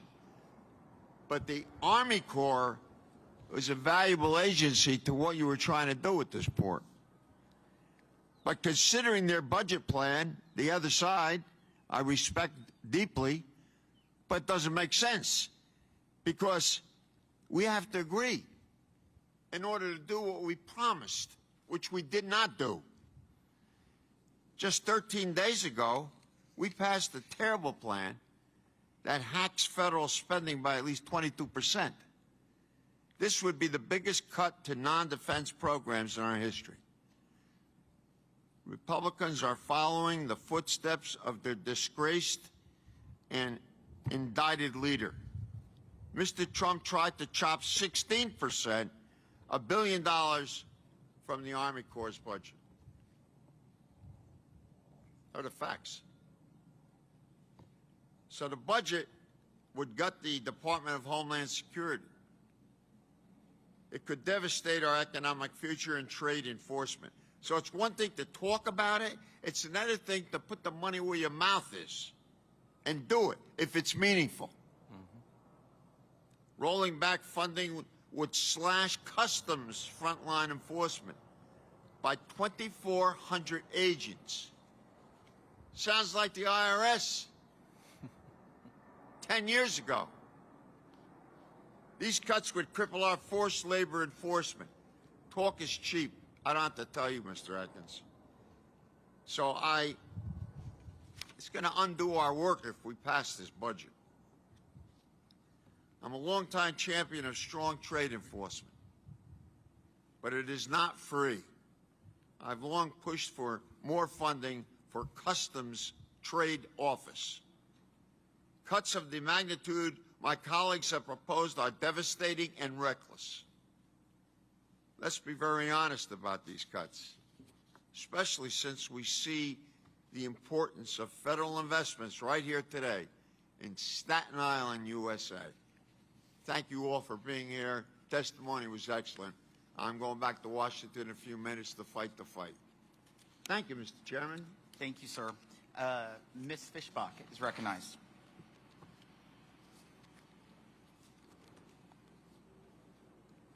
There we go. I had to figure out the technology. But first of all, I want to thank you all for being here because I think the field hearings are one of my favorite things because we get to hear from folks across the country. Georgia and Oklahoma and West Virginia, and so I appreciate it that we get out of D.C. for a variety of reasons, but one of them in particular is being able to talk to folks that what we do in D.C. actually affects. And Mr. Heminger, I just wanted to talk a little bit about, I'm from Minnesota, heavy ag district. I have about 100 miles of Canadian border on the northern part of my district. And, I know that Mr. Smith had mentioned USMCA, very concerned about the, the dairy enforcement. Now we've got the issue with the GMO corn from Mexico. So very concerned that we actually do the enforcement that we're supposed to on that. And then Mr. Stubbe had mentioned about the competition. I was wondering if you could talk maybe a little bit about the workforce issues. You mentioned it, I think, briefly in your opening statements. You mentioned the H-2A. I think you mentioned E-Verify. Responding to one of the questions. Workforce is a huge issue, and particularly for the ag industry. And so I'm wondering if you could maybe, if you have any ideas, what can we do? Is there an answer through visas, immigration policy? What can we do that would make sense to open up that workforce shortage? Thank you. An excellent question. First of all, we need a comprehensive immigration program that we have kicked down the road for over 15 years. And with that, we have to have a system that at least gives a green card to these people that are here and been working hard. We had a reasonable bill in front of the Congress here 6 months ago or so, and it failed again. That's where we need to start. The H-2A program, I've participated for 15 years, unbelievably bureaucratic. We got it a little bit simplified and some things coming along to make it a little more workable. And then in the last 2 years, it's gone just the opposite way. Their formula to figure out the wages is absolutely bizarre. We are priced now so that when I pay overtime on the $16.95 an hour in my greenhouses and cabbage operation, I am double my competitors in Canada's salary. Double. They don't have to pay overtime, and their foreign visa program is more in the $11 to $12 program. And keep in mind, on top of that, we pay, we have brand new housing for the people when they're here. We supply them with all their transportation, including to and from the store. And then part of the program is we pay all their transportation to and from Mexico. In Mexico, they make it an hour here as a day's wage there. And these people are wonderful. I have a few guys, I was only getting a handful 15 years ago. I have a number of them that are still with me. I have more than half my crew that have been with me around 10 years. And they are family to us now. And they come and our farm runs well. We need to embrace that program. It needs to be allowed to be more than just seasonal. Right now it's seasonal only. The dairies need an opportunity to be a part of that program to bring people here for multiple years. The training and technology on our farms today takes people that need to be trained, and it can take 6 months to train them. We are literally crippling our industry and making our industry have to seek these undocumented workers. It's just so frustrating. And enforce the trade agreements, and it's you know, I have a very, very soft heart for the people that are being misused in other parts of the country. I'm glad that we heard that testimony today. And I believe with trade, we could help fix that as well. We need to support the American farmer, or we're only going to be growing corn and soybeans and wheat here. And nothing against my friend from Kansas. But if we want crops that take labor, we have to fix this. Otherwise, we're going to slowly just watch labor-dependent agriculture dwindle here in the United States. And it'd be foolish for us to continue to spend money on these enterprises if we're going to be exiting them. Well, and thank you very much, and I appreciate that. It was very well said, and we'll continue to pursue what we can to make sure we get that workforce shortage dealt with. And I just want to say, I apologize. I have to leave early. I've got to get back to D.C. for another committee hearing. But thank you again all for being here. And with that, I yield back 2 seconds. Thank you. Mr. Estes is recognized. Thank you, Mr. Chairman, and thank you to all our witnesses today for being here. I appreciate having field hearings outside of the D.C. Beltway to hear firsthand really how our policies that are made in Washington affect families and businesses. And I think today's really useful as we talk about trade here, particularly in a hub of global commerce. There's strong bipartisan support for some of the trade themes we've talked about today, expanding markets for our manufacturers and producers, continuing the good work we started with USMCA, enforcing our existing agreements, and holding China accountable. I briefly want to touch on a nonpartisan common sense bill that I believe will help us in the competitive on a global stage and enhance our ability here at home to innovate and expand trade opportunities. The bill restores immediate R&D expensing for American innovators and entrepreneurs, the American Innovation and R&D Competitiveness Act. I was joined with my Ways and Means colleague on the other side of the aisle, Congressman John Larson, and many others on this committee. According to the R&D Coalition, the U.S. share of global R&D investments in 2019 was 30%, which is down from 33% in 2009 and 40% in 1999. On the other hand, China, their global shares of R&D expenses gone up. It was 24% in 2019, a big jump from 5% in 2000 and 15% in 2009. That means that China's R&D expenses have grown by 400% in just 2 decades. By disincentivizing R&D here at home, American tax policies encourages manufacturers and production to move abroad. And we know where R&D occurs is critical for job manufacturing, job growth, and having jobs, period, that then allow us to export American-made products. Mr. Romano, the National Taxpayers Union called this bill a no-brainer and thinks that given its broad bipartisan support and real-world application, it should pass with ease. Do you agree with this as a no-brainer? And what would you say to my colleagues to help encourage them to support legislation like this? I would absolutely say that it agrees. That I would agree with that. From the standpoint of research and development, you think about what we do. We're a miner, and we upgrade the products that ultimately we sell as finished goods to, people like you. Our product is a quality of life product, and the only way we're going to stay ahead of the Chinese is through investment in technology. Technology for the products that we make, the way we make them, and obviously reinvesting in technology and supporting growth with our own employees so that they have the technology and the skills that are required to, as we upgrade our facilities, they've got the capability to run those facilities with new techniques. Yeah, well, thank you. And I talked a little bit about China and their R&D investments. We also know that China's been involved in predatory trade practices and participates in atrocious human rights abuses. At the same time, they've used their Belt and Road Initiative to deepen ties with other countries, while the United States has taken a back seat to some of these practices, including expanding trade. This is deeply disturbing and has a detrimental impact to U.S. workers and small businesses. From a human rights and economic standpoint, Mr. Turkle, what's your assessment of China's aggressive approach to trade, and what should the U.S. be doing to counter the Chinese Communist Party and these practices? Thank you very much for the question. The BRI that you mentioned also has something to do with the ongoing genocide and enslavement of the Uyghur people. When you look at at least in the last 10 years of China's economic growth, it has been slowed because they claim that they got millions of people out of poverty, but at the same time it created a vacuum, a labor shortage, which still is the case. And they try to resolve that issue by using the Uyghurs as a modern-day slave. That's one. And the other is a political reason, as I alluded earlier. It's about total control. So one of the things that we have to do in order to address this is to look at the ways in which that we can not only fully enforce the existing laws, but also looking at new laws.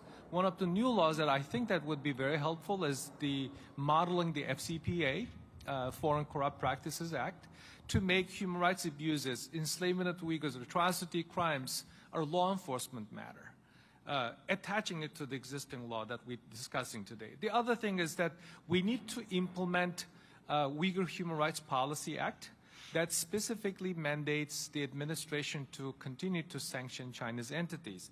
And the UFLPA also requires entity list designation. Since last June, there are only 20 companies that have been designated. We need to expand that. There are 55,000 entities doing business in the Uyghur region. We don't have to designate all of them entity list, but the vast majority of them, including this one here that I'm showing, this amazing report produced by my colleagues at the Uyghur Human Rights Project, reporting the dates, red dates, coming to the United States that are produced, exported by Xinjiang Production Construction Corp., which recognized by the United States government as a paramilitary and also sanctioned under the Global Magnitsky Act. I'd like to ask Chairman for your permission to include this in the record. Without objection. Yeah. Well, thank you. And there's so many issues to talk about. I'd love to talk about some agriculture issues from Kansas with New York, but unfortunately I'm out of time, Mr. Chairman. I yield back. Thank you. I'd like to recognize the gentle lady from West Virginia, Ms. Miller. Thank you, Mr. Chairman and Ranking Member Neal. And I want to thank all of you who are here today. What a gorgeous day. I, along with my chairman, probably wish that I was wearing the Panama hat that I received in Ecuador when we were down on a trade trip with many of our neighbors and allies talking trade. I want to thank each one of you personally, Mr. Atkins, Mr. Heminger, I'm a fellow Farm Bureau member, Mr. Turkle, all of you, Mr. Romano, Mr. O'Shea, which we would say O'Shea in West Virginia, so I'm sure you get that a lot. I am from a beautiful state full of incredible natural resources, and in particular water, and these rivers that all flow down to the Ohio River. And Huntington, where I live, is either the first or second largest inland waterway port. It depends on what Cincinnati has to say about that. But we move different things than you move right here in these ports. Mr. Romano, I understand that your company is considering building a rare earth plant in Mississippi, and my home state of West Virginia, of course, has received similar interest in developing these capabilities and bringing an essential part of the supply chain to the United States. I'm greatly concerned about China's dominance. We keep hearing this through this entire discussion today, and their dominance in the critical mineral market, because the United States absolutely has the capabilities to promote our own domestic industry, and for too long the federal government has gotten in the way. So we are working to be able to change that. Can you discuss what challenges your company has faced when deciding whether to develop a critical mineral processing plant right here in the United States? And do you have any suggestions for Congress to ensure that the U.S. processing plant can be competitive in the current market? Thank you for your question. So as I mentioned in my testimony, or maybe I didn't in a question, so monazite is a product that we mine at the same time that we mine titanium in South Africa and Australia. So historically what we've done with that, it was a waste stream and that was being processed and sold to China. So over the course of the last several years, we've turned that into a revenue stream. But now we're looking at how we can step down the value chain and actually build a facility in Hamilton and upgrade that product similar to the way we upgrade titanium dioxide. So, you know, there is a lot of money when you think involved in that. It's a capital expense. So I use a different raw material, cobalt. You think about, there's a company not long ago that just tried to build a mine there without any trade barriers. The mine came up and running, and what did China do? They dropped the price for cobalt. So they have the same capability to do that in rare earth applications, and that's why China owns dominantly over 90% of that. So I think we've got to, we're uniquely positioned as a miner and also an upgrader of raw materials to look at Hamilton as a facility.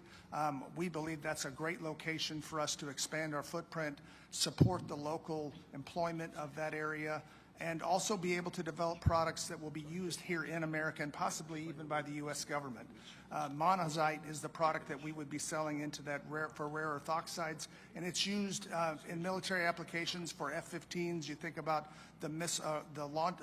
every electronic device inside one of those F-15s has a motor in it. Those motors have rare earths in them, so it's also wind turbines, electric vehicles. So we're looking to see how we can partner with companies in the U.S. to make sure that we have not only a viable plan, but one that is economical for us long term. One of the things I've thought in office is that I wish I had a degree in chemistry, particularly because of the natural resources. And I think about all the byproducts left over from coal throughout the years. But I'll switch direction with you a little bit to talk about how President Trump's Section 301 tariffs against China could have helped your company remain as a viable competitor. I believe it's essential that we deliberate with our tariffs in a strategic as well as providing potential relief for non-strategic goods that are important to U.S. businesses. Can you talk about conditions for U.S. titanium dioxide producers before tariffs were imposed? Yeah, so again, I've been with this company for many years, and I've seen many plants close over time. So we had production in Savannah, Georgia, where we made a titanium product that was specific to the paper industry. And I can remember having meetings with customers at that time telling them that we didn't choose to be competitive because the Chinese were bringing that material in at half our costs. Ultimately, that plant ended up closing. So when we think about, okay, now fast forward to 2017 when the tariffs were put in place, there has been no plant closures. Capacity is idled a bit, slowed down a bit just due to supply and demand, but capacity as nameplate has not changed. You think about the imports of TiO2 into the U.S. versus, or out of the consumption of TiO2 in the U.S. versus production. We consume as a country about 1 million tons a year of titanium dioxide, and we have a capacity utilization of 1.5 million. So there's really no need to have that much material coming in, and those tariffs have been extremely helpful for us. That's great. Mr. Atkins, thank you for hosting us here today. I've traveled extensively since becoming a member of Congress, and I was thrilled to go to the port of Singapore last year. As the operator of the second largest port in America, I would be very interested in hearing how you think U.S. ports compare to others globally and what role Congress plays in maintaining your competitiveness. Yes, thank you for the question. The U.S. side, it's a good blend of the equipment that we utilize and how we work with the workforce. Over in Singapore and a lot of the other ports around the world, they tend to be transshipment hubs, highly mechanized, highly automated. Automation doesn't necessarily mean that it's going to be faster. It just means it's consistent. We have an operation over in Bayonne that does have a degree of remote operation. We kept people in particular jobs, in equipment that actually performs faster than some of these automated operations. So there needs to be continued investment across the board, as we talked about, on dredging, on the equipment that we have. And, you know, I know there's a Buy America piece when it comes to these large gantry cranes that we talk about. There's just no manufacturers when it comes to any of these large cranes that you see. And these cranes on average are $15 to $18 million a piece. So it's heavy, heavy investment. that's not responsible for any type of federal grants or subsidies. So those are the type things that we could look to stay competitive with other ports around the world. But it's a good blend of the investment that you have on your infrastructure and the labor that you have on your facility. And you answered my next question very well. Thank you so much, and I yield back. Thank you. Representative Kustoff. Thank you, Mr. Chairman. Nice hat. Thank you to the witnesses for appearing today. Thank you, Mr. Atkins, for hosting us. If I go to you, and you talked about this in your testimony and in response to the questions, but maybe if I can go a little bit deeper. The volume here today is less and maybe substantially less than it was a year ago. Is that a fair statement? And can you give, I think you gave these numbers, but can you give the numbers of today versus a year ago and maybe at the start of the pandemic? So our numbers today, year over year, going back exactly 12 months, were approximately 42% down now as from where we were last year. What? Give that number again, I'm sorry. 42%. If you took our numbers that we have today and go back to 2019, as you know, we classify as pre-pandemic, we're down about 15% year over year. And how would you characterize the supply chain issues today as compared to a year ago? I think I had, as I phrased it earlier, the time kind of dissipated the supply chain issues. Right. What we were experiencing last year was a large glut of cargo that all was getting pushed out at once, where everything, there was no place to put it. Now that trade has slowed down and, you know, the inventory levels that we saw during the pandemic have come down, that has greatly eased, if not eliminated, the supply chain issues that we saw a year ago. To be fair about it, it's more of a demand issue than it is a supply Correct. chain issue. Correct. You've been in this business 30 years. You've seen up and down cycles. How would you characterize this cycle where we are now? Or are we in a cycle? This is a very cyclical business. When, you know, interest rates are up, consumer purchasing goes down. When in 2008 and 9, during the financial crisis, trade came pretty much to a grinding halt. So we appear to be in a self-correction period, I think you could call it, where we are, you know, the shippers and cargo owners that you see across the board are working down their inventory levels. Once they get to a certain point, you'll start to see a replenishment, and you should see volumes then coming back. Okay. Where we are today, not a true definition, but would you characterize this as is it softening? Are we in a recession now? Oh, math and economics was never my strong suit in college, but from where we sit, you still see, you know, buying going on. We do employ outside economists that help us try to read the tea leaves, and you still see purchasing going on. It's just working the inventory levels down. Yeah. So I wouldn't call it necessarily a recession. When you forecast out, say, 90 days, how does this seaport look then compared to now? From the larger shippers that we talk to and cargo owners, they are saying third quarter you should start to see a bounce back. But historically, you start in June, inventory or volumes start to pick up, getting ready for back-to-school goods, starting to replenish warehouses for Christmas shopping, so forth and so on. So combination of the usual annual cycle that you see on top of inventories starting to need to be replenished should be around third quarter. I think one example you gave was furniture and Yes. lack of demand, and I think you characterized it because of rising interest rates. So if you expand that out, if interest rates stay elevated compared to where they were, the demand for furniture may not be what it was a couple of years ago. Would that be a fair statement? That is a very fair statement. If I can, in just my remaining time, in your opening statement and in your written statement, you talked about the media reporting in 2002 on the supply chain, blaming it on carriers, and that was misplaced. Yes. What were the reasons? Well, the reasons were an oversupply of the material that was coming in, that there was no place left to go. I mean, an ocean carrier does not make money with their vessel while it's sitting anchored for 2 weeks waiting to get into harbor. So they have a vested interest to get in, get the ship discharged and out. But marine terminals, whether it's East Coast or West Coast, both coasts, there was just no room left on the marine terminals to discharge vessels. Thank you, Mr. X. Mr. Turkle, just briefly, since I'm out of time,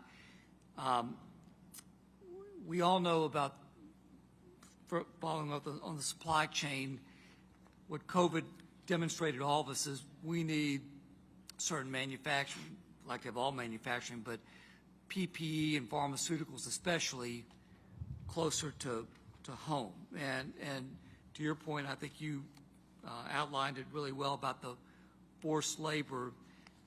My question to you is, government can do what government can do. Doesn't private industry itself, though, have some responsibility as it relates to the forced labor?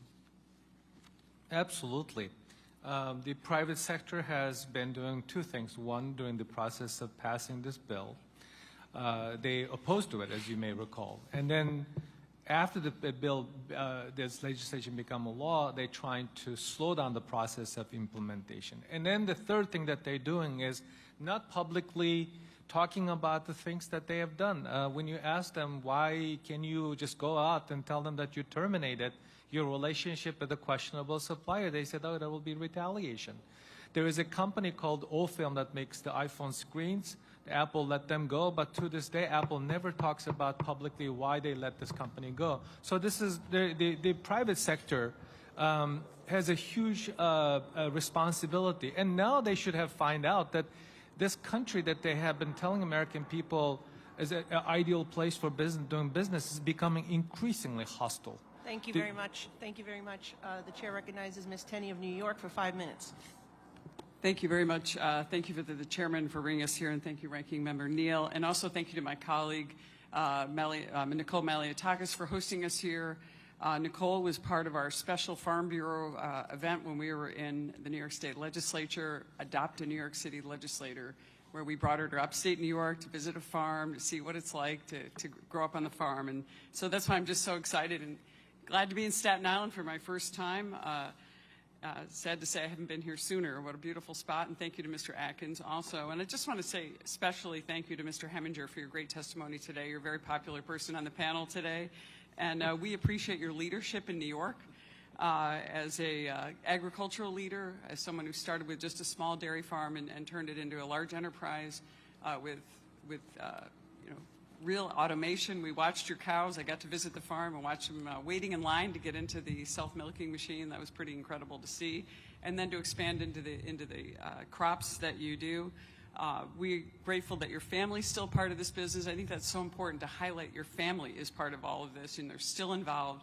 You're devoted to New York State. You face the obstacles, and you're continuing to go forward. Not everyone in agriculture has been able to do that. But yet New York State is one of the most important agricultural leaders, and in fact New York 24, which I represent, is the #1 agricultural district in the Northeast and the #1 dairy producer in the Northeast. People find that incredible to believe, but I know Ms. Maliotakis knows all about that because she's now been to upstate New York and toured around and just to see how beautiful it is and how wonderful our soil is, something you talked about, the importance of soil, water, the great resources we have, and yet we have a government that makes it difficult sometimes for us to operate. So at your business, though, I saw a lot of great workers who were grateful to you, grateful to your leadership, a lot of very happy cows. Seemed they enjoyed a good atmosphere, good weather conditions, good nutrition, and that's the secret to producing. I also wanted to just say your leadership in not just your family, but everyone. And I wanted to just say you have this expression, which I actually wrote. I took a picture of it when I was at your firm, and I could see it in your employees, your family, your happy cows. And Hemdale Farms has this thing called Cowtails. And the C stands for can-do attitude, The O for ownership, and everyone has an ownership in the business, including your great employees that are foreign workers in some cases. Winners having fun, and everybody was obviously having fun, especially the cows. Teamwork, accepting change, which you've been through in order to survive in New York. It's a tough place to be. Integrity, which is really important, and a lot of people don't understand how important our agricultural businesses are. Land and environmental stewardship, something that our farmers are doing every day in preserving our communities and our land, our great land. And you mentioned something about that and I want to ask you about the solar panels. Instead of growing apples, we're growing solar panels as a specialty crop, and I say that as a joke. And service to community and family. And I just want to say this is a great motto that you keep, and that's why I think a secret to your success. Pretty much everyone's asked you about all the different issues, whether it's dealing with the USMCA, the unfair trade with Canada, your 30-year struggle to get your products into Canada and around the world. And then you also talked a lot about labor and our farm worker labor bill that we've tried to get through in many ways, and having people understand that, the challenges with E-Verify. But I wanted to ask you a little bit about what I mentioned just now, is the specialty crop known as solar panels, and a little bit about what's going on with energy in New York State. So the Democrats, who control everything in New York State on the government level, in terms of the state, just passed a $229 billion tax and spend package, the largest budget in New York State history, even beyond what we thought after the American Rescue Funds of $12 billion were inserted into it. This makes the budget the first ever to ban hookups to natural gas coming down the road. How is energy impacted in your district, your operation, as a multi-faceted agricultural industry, and what's the future with this, and is this sustainable? And considering the cost of, whether we're talking about the cost of fertilizer, maintaining your dairy operation, maintaining all of your operations to get them to market. Well, thank you for the compliments, Congresswoman Tenney. We are very concerned about this energy piece. To me, it is way too much, too fast. You'd be interested to know my greenhouse operation had the land already to expand to a couple more greenhouses, waiting for the farm labor bill to get resolved. And because of that and where we are today, we have not built them greenhouses. We're turning business away. Those greenhouses are heated by propane. No one's figured out how to heat a greenhouse efficiently with electric yet. And we dry the corn that we have to feed the cows in the winter for grain. That portion of their diet we dry with propane. And of course, the robotic milkers run with electric, and then the tractors run with fuel, and trucks with diesel and whatnot. I'm very concerned. I'm actually confused. I don't believe that this is going to work. And I'll just say again, as I said earlier, we are looking more and more at just becoming a grain-only farm and having a fraction of the employees we have, and buying a big combine. Right now, the little bit of grain combine, I have a neighbor with a great combine who's a great operator run it, and just changing our focus and having a lot less employees and a lot less balls in the air, because we don't believe we're going to be able to survive. My friends in the fruit business, apple harvest in particular, is their #1 cost. Labor is over half their expense in an apple farm, and they're seriously going to bulldoze their trees out and put in solar panels. In western New York near Batavia, there's a 400 or 500 acre area of beautiful vegetable ground, farmland that's being developed into solar right now. I'm all pro solar, but I believe my children or my grandchildren's generations will say, what were they thinking letting some of the best farmland in the world have all these solar panels on it? I'm all pro solar. Thank you, Mr. Heminger. Thank you so much. I yield back. I'd like to recognize Mr. Moore of Utah for 5 minutes. Thank you. Great job hosting. Wonderful venue. Thanks for setting this all up for us today. Mr. Romano, your line of questioning with my colleague from West Virginia actually hit on a lot of the things I wanted to talk about. So instead, I'm going to pivot and actually ask you and Mr. Turkle to just reiterate for the group today just the salient point in both of your areas. Mr. Romano, you're talking a lot about competitiveness with China and some of the unfair practices that they're doing. with respect to international trade.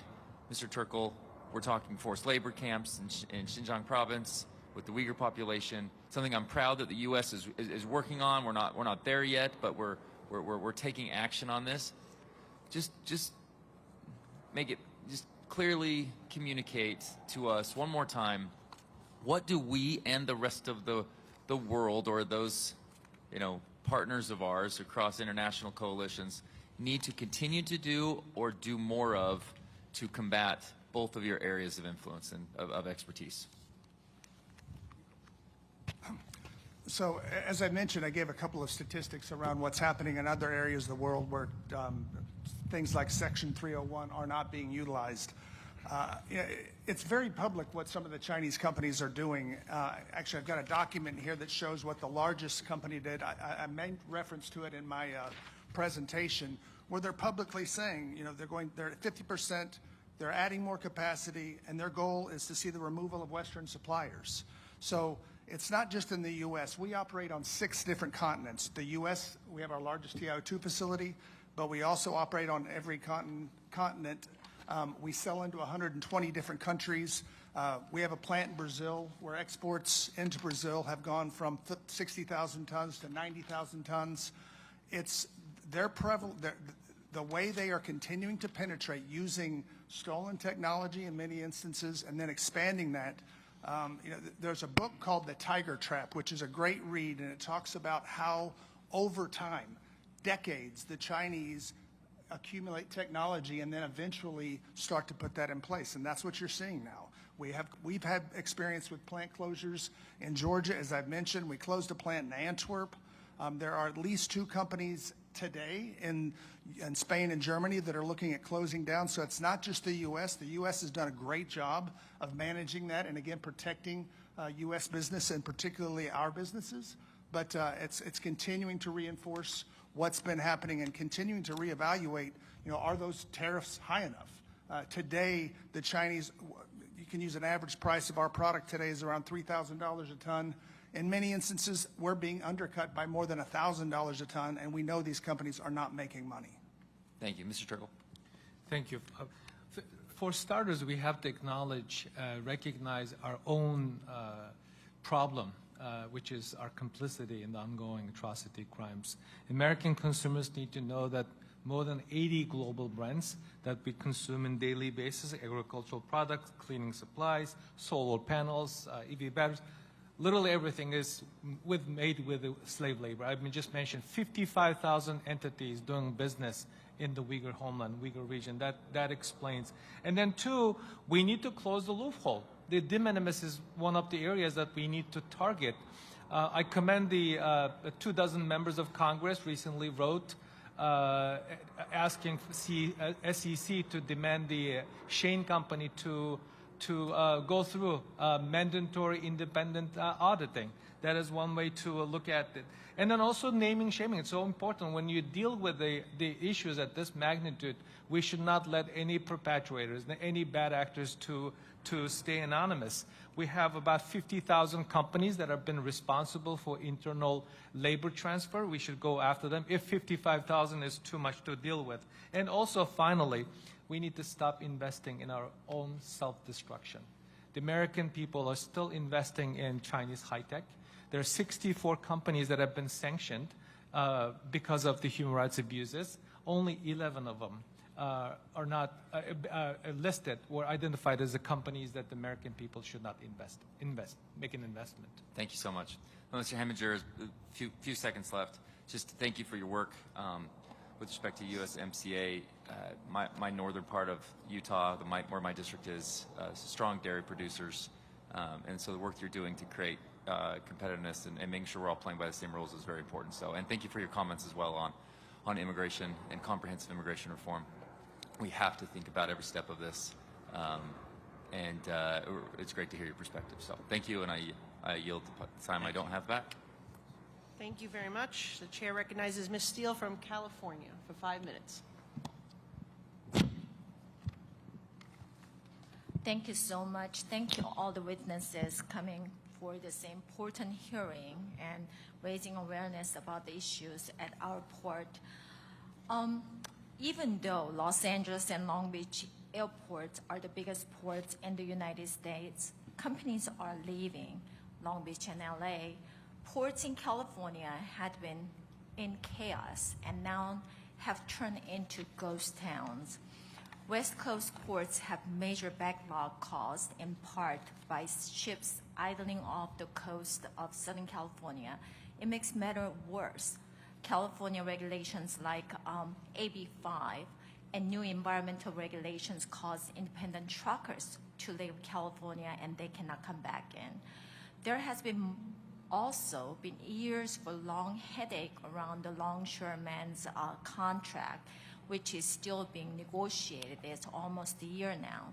In 2023, the output at Long Beach and LA ports are down 30%. You said here 42%, but 30% compared to the first quarter of last year. The FY23 NDAA included My Supply Chain Task Force Act to ensure the government works with our ports to improve effectiveness. So, Mr. Atkin, our ports need to allow automation. You were just talked about just a little bit about it, and modernization to compete with our major port. We need to ensure that our ports are always modernizing so that we can expand trade and move goods. Do you think we can enhance ports with new technologies and automation that will help protect our workers and allow us to compete with other ports around the world? Now, that's a fantastic question, and it's one that's equal on the East Coast and West Coast. I don't think we should confuse automation with modernization. Modernization of ports means bigger cranes to service the larger ships. When we talked about dredging in New York in 1997, the industry thought 5,600 TEUs, 20-foot equivalents, was going to be the biggest ship this harbor would ever see. We are now handling 16,000 TEU-sized vessels, and they're scrapping vessels smaller than 8,000 TEUs. So modernization really is keeping up with the size of the vessels, looking at sustainability with hybrid equipment, all-electric equipment, and also using data to be able to streamline and pass off cargo from one part of the supply chain to the other. So there needs to be a consistent investment in the harbors and the ports to be able to handle the larger ships. And larger ships are beneficial to the U.S. consumer because the economy of scales of a container load of shoes coming on a 16,000 TEU vessel means it's much cheaper transportation costs than on the smaller vessel. So it's incumbent upon government and private industry to keep investing in the infrastructure and modernizing these facilities, and everyone benefits from that. Thank you for that answer. I have a question to Mr. Romano. That I just read the Korean newspaper. I speak Korean as my first and Japanese my second, so I read all these newspapers. And CCP actually, Korea doesn't have that kind of like a battery building materials. So what happened was yesterday, they just announced that they're gonna invest over $1 trillion to Korea, and they're building these batteries, and then they want to sell it that it was made in Korea and coming into the United States. How are we going to stop this kind of loopholes? Yeah, look, that's a great question. Korea is a big market for us. It's probably the third largest market we sell into behind India. I made reference to that even in Africa with regards to the minerals that are being mined in that area by Chinese producers who historically don't own assets there. I was not aware of the article you just referenced in Korea. But it's one of the biggest struggles that we have. And I think the best thing we can do in the U.S. is support development of that technology in the U.S. and other countries like Korea should do the same. Korea is a huge trading partner with China. A lot of our business in Korea over the course of through the pandemic has been significantly impacted because China slowed down their production, therefore Korea slowed down theirs. So I think what we're talking about here in the U.S., trying to reinforce how we can make in the U.S. and sell in the U.S., other countries need to do the same thing. Thank you. I yield back. Thank you. Ms. Van Dyne. Thank you very much, Mr. Chairman. China has been aggressively signing trade and economic agreements across the Indo-Pacific, Latin America, and in Africa, as we all know. The result is that these countries and these regions are growing more dependent on Chinese technology companies and supply chains, opening the door for China's authoritarian digital practices to take root in putting U.S. technology companies at a significant competitive disadvantage. And this all serves China's broader strategic interests. Furthermore, China's lack of transparency and disregard for human rights has led to a growing concern among many nations. I recently traveled to Cambodia and Singapore to discuss trade issues, and the resounding message that we heard was the Biden administration continues to leave a void that China is more than eager to fill. And as a nation, we must reclaim our leadership on the global stage and hold China accountable when it comes to its trade and global influence. Trade enforcement must be targeted to cut off unfair trade while facilitating swift movement of fairly traded products. Small businesses facing historically high inflation and a protracted supply chain crisis cannot afford all of this unnecessary red tape. The United States must hold China accountable for its human rights abuses and predatory trade practices that devastate American jobs. And I'm glad to join my colleagues on this committee and work to improve our supply chain and advance a trade agenda that protects American workers. Mr. Turkle, you had mentioned in one of your answers just recently, you were talking about how the U.S. needs to stop fighting against itself. Can you expand on that?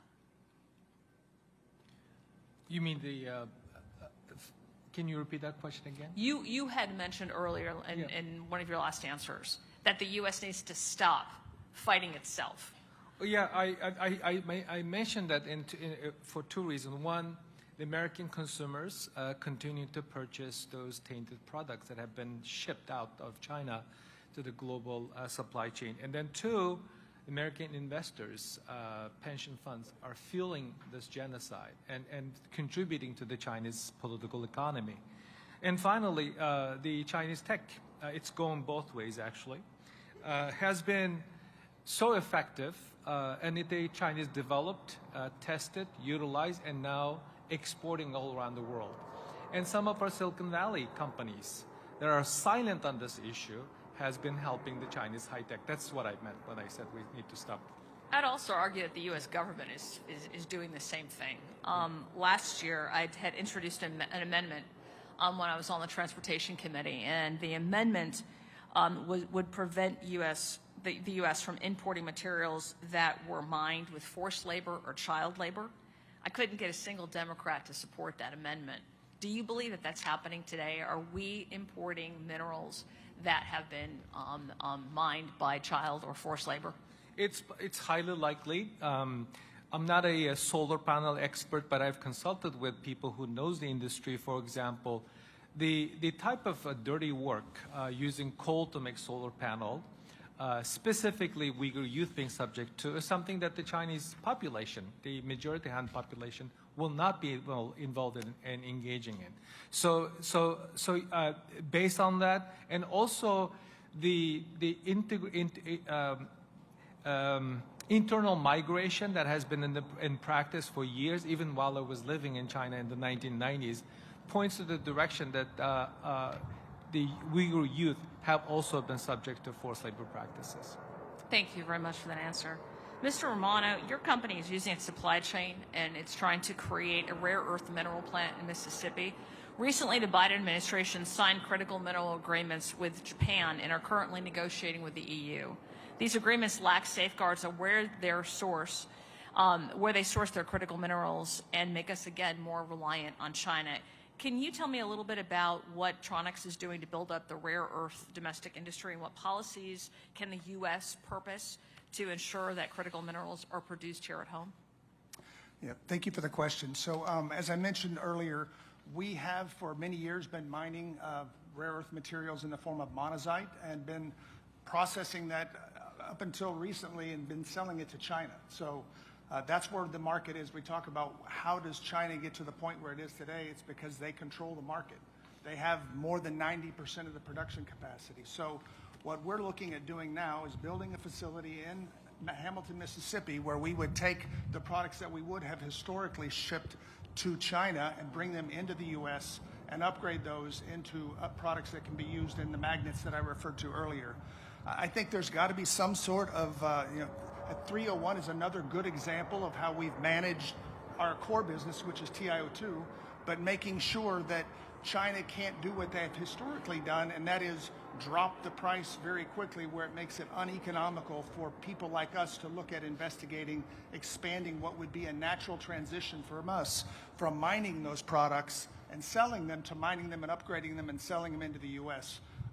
We're looking at getting some funding from the U.S., so we're making good progress in that area, but I think USTR 301 trade tariffs have had a huge impact on our business. Those kinds of things will help us make sure China doesn't do that to us in this particular space around minerals, around rare earths. Excellent. Thank you. I yield back.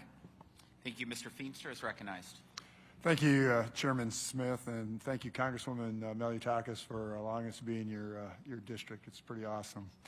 Iowa is one of the largest agricultural producers in the world, and my district is at the heart of that. We rank #1 in virtually all egg categories, including pork, eggs, grain, soy, livestock, and so forth. Actually, 1 out of every 5 jobs in Iowa depends on trade and foreign markets. Here's the problem. More than 2/3 of all ag exports are traded with 6 partners: China, Mexico, Canada, Japan, EU, and South Korea. They all have the same thing in common. They allow, for the most part, free trade agreements.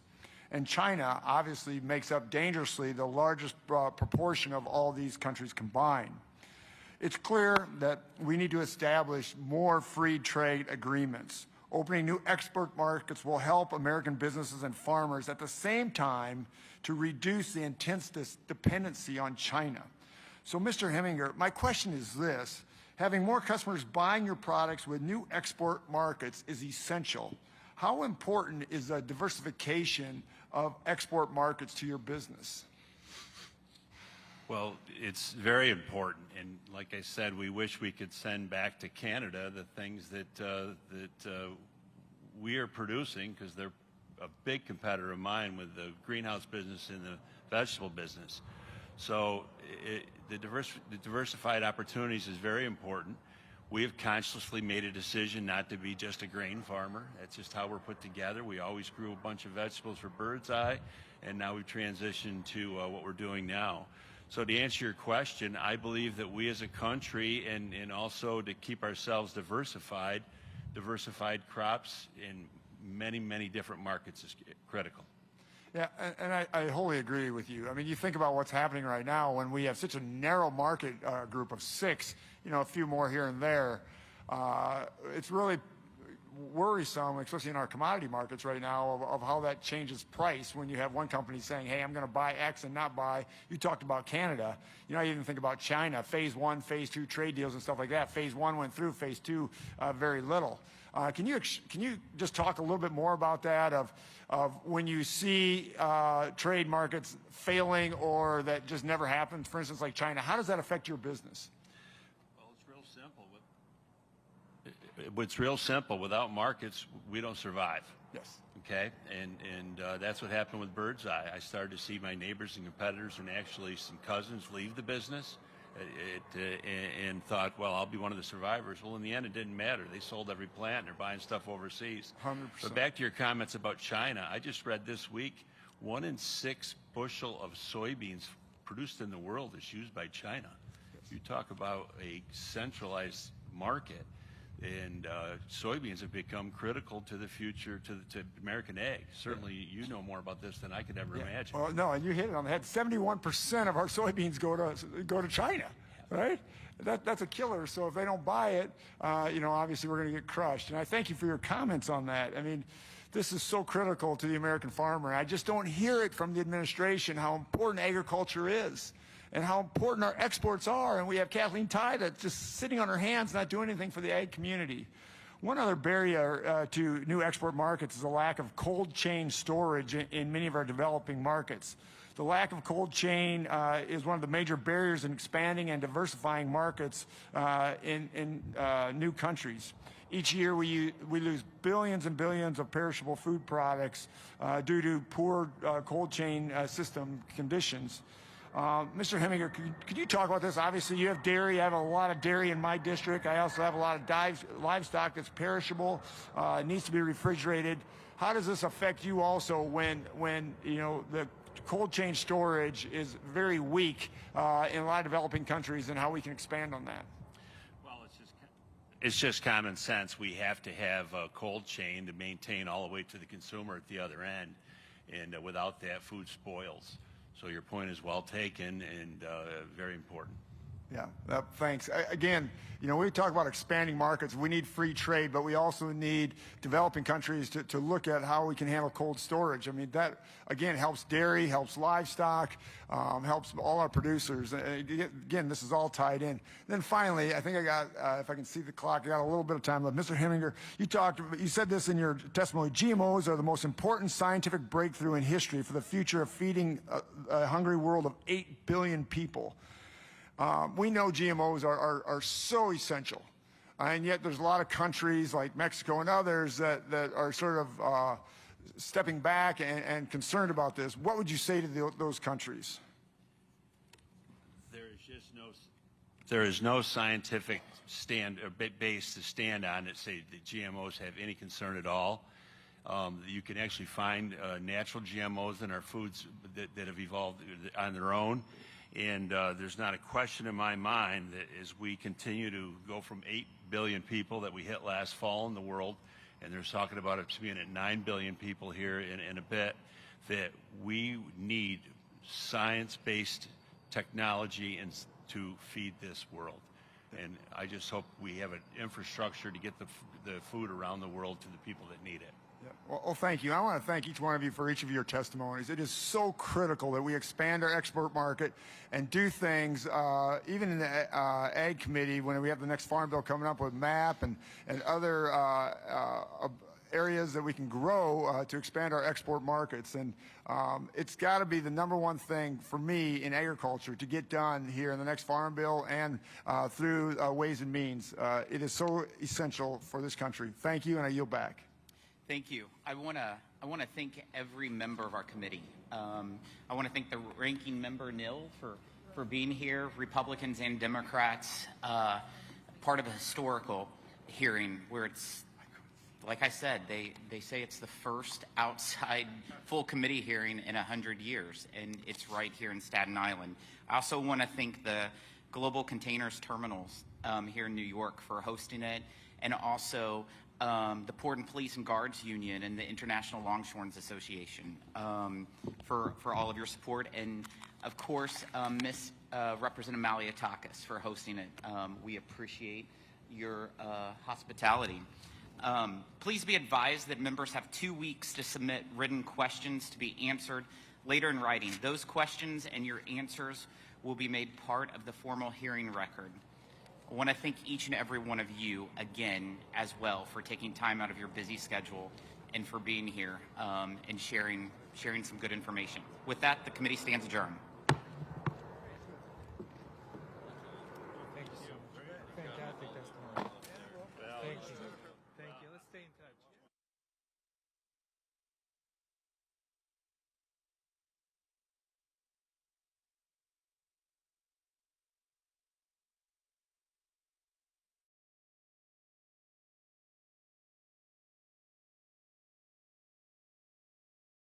Some good information. With that, the committee stands adjourned.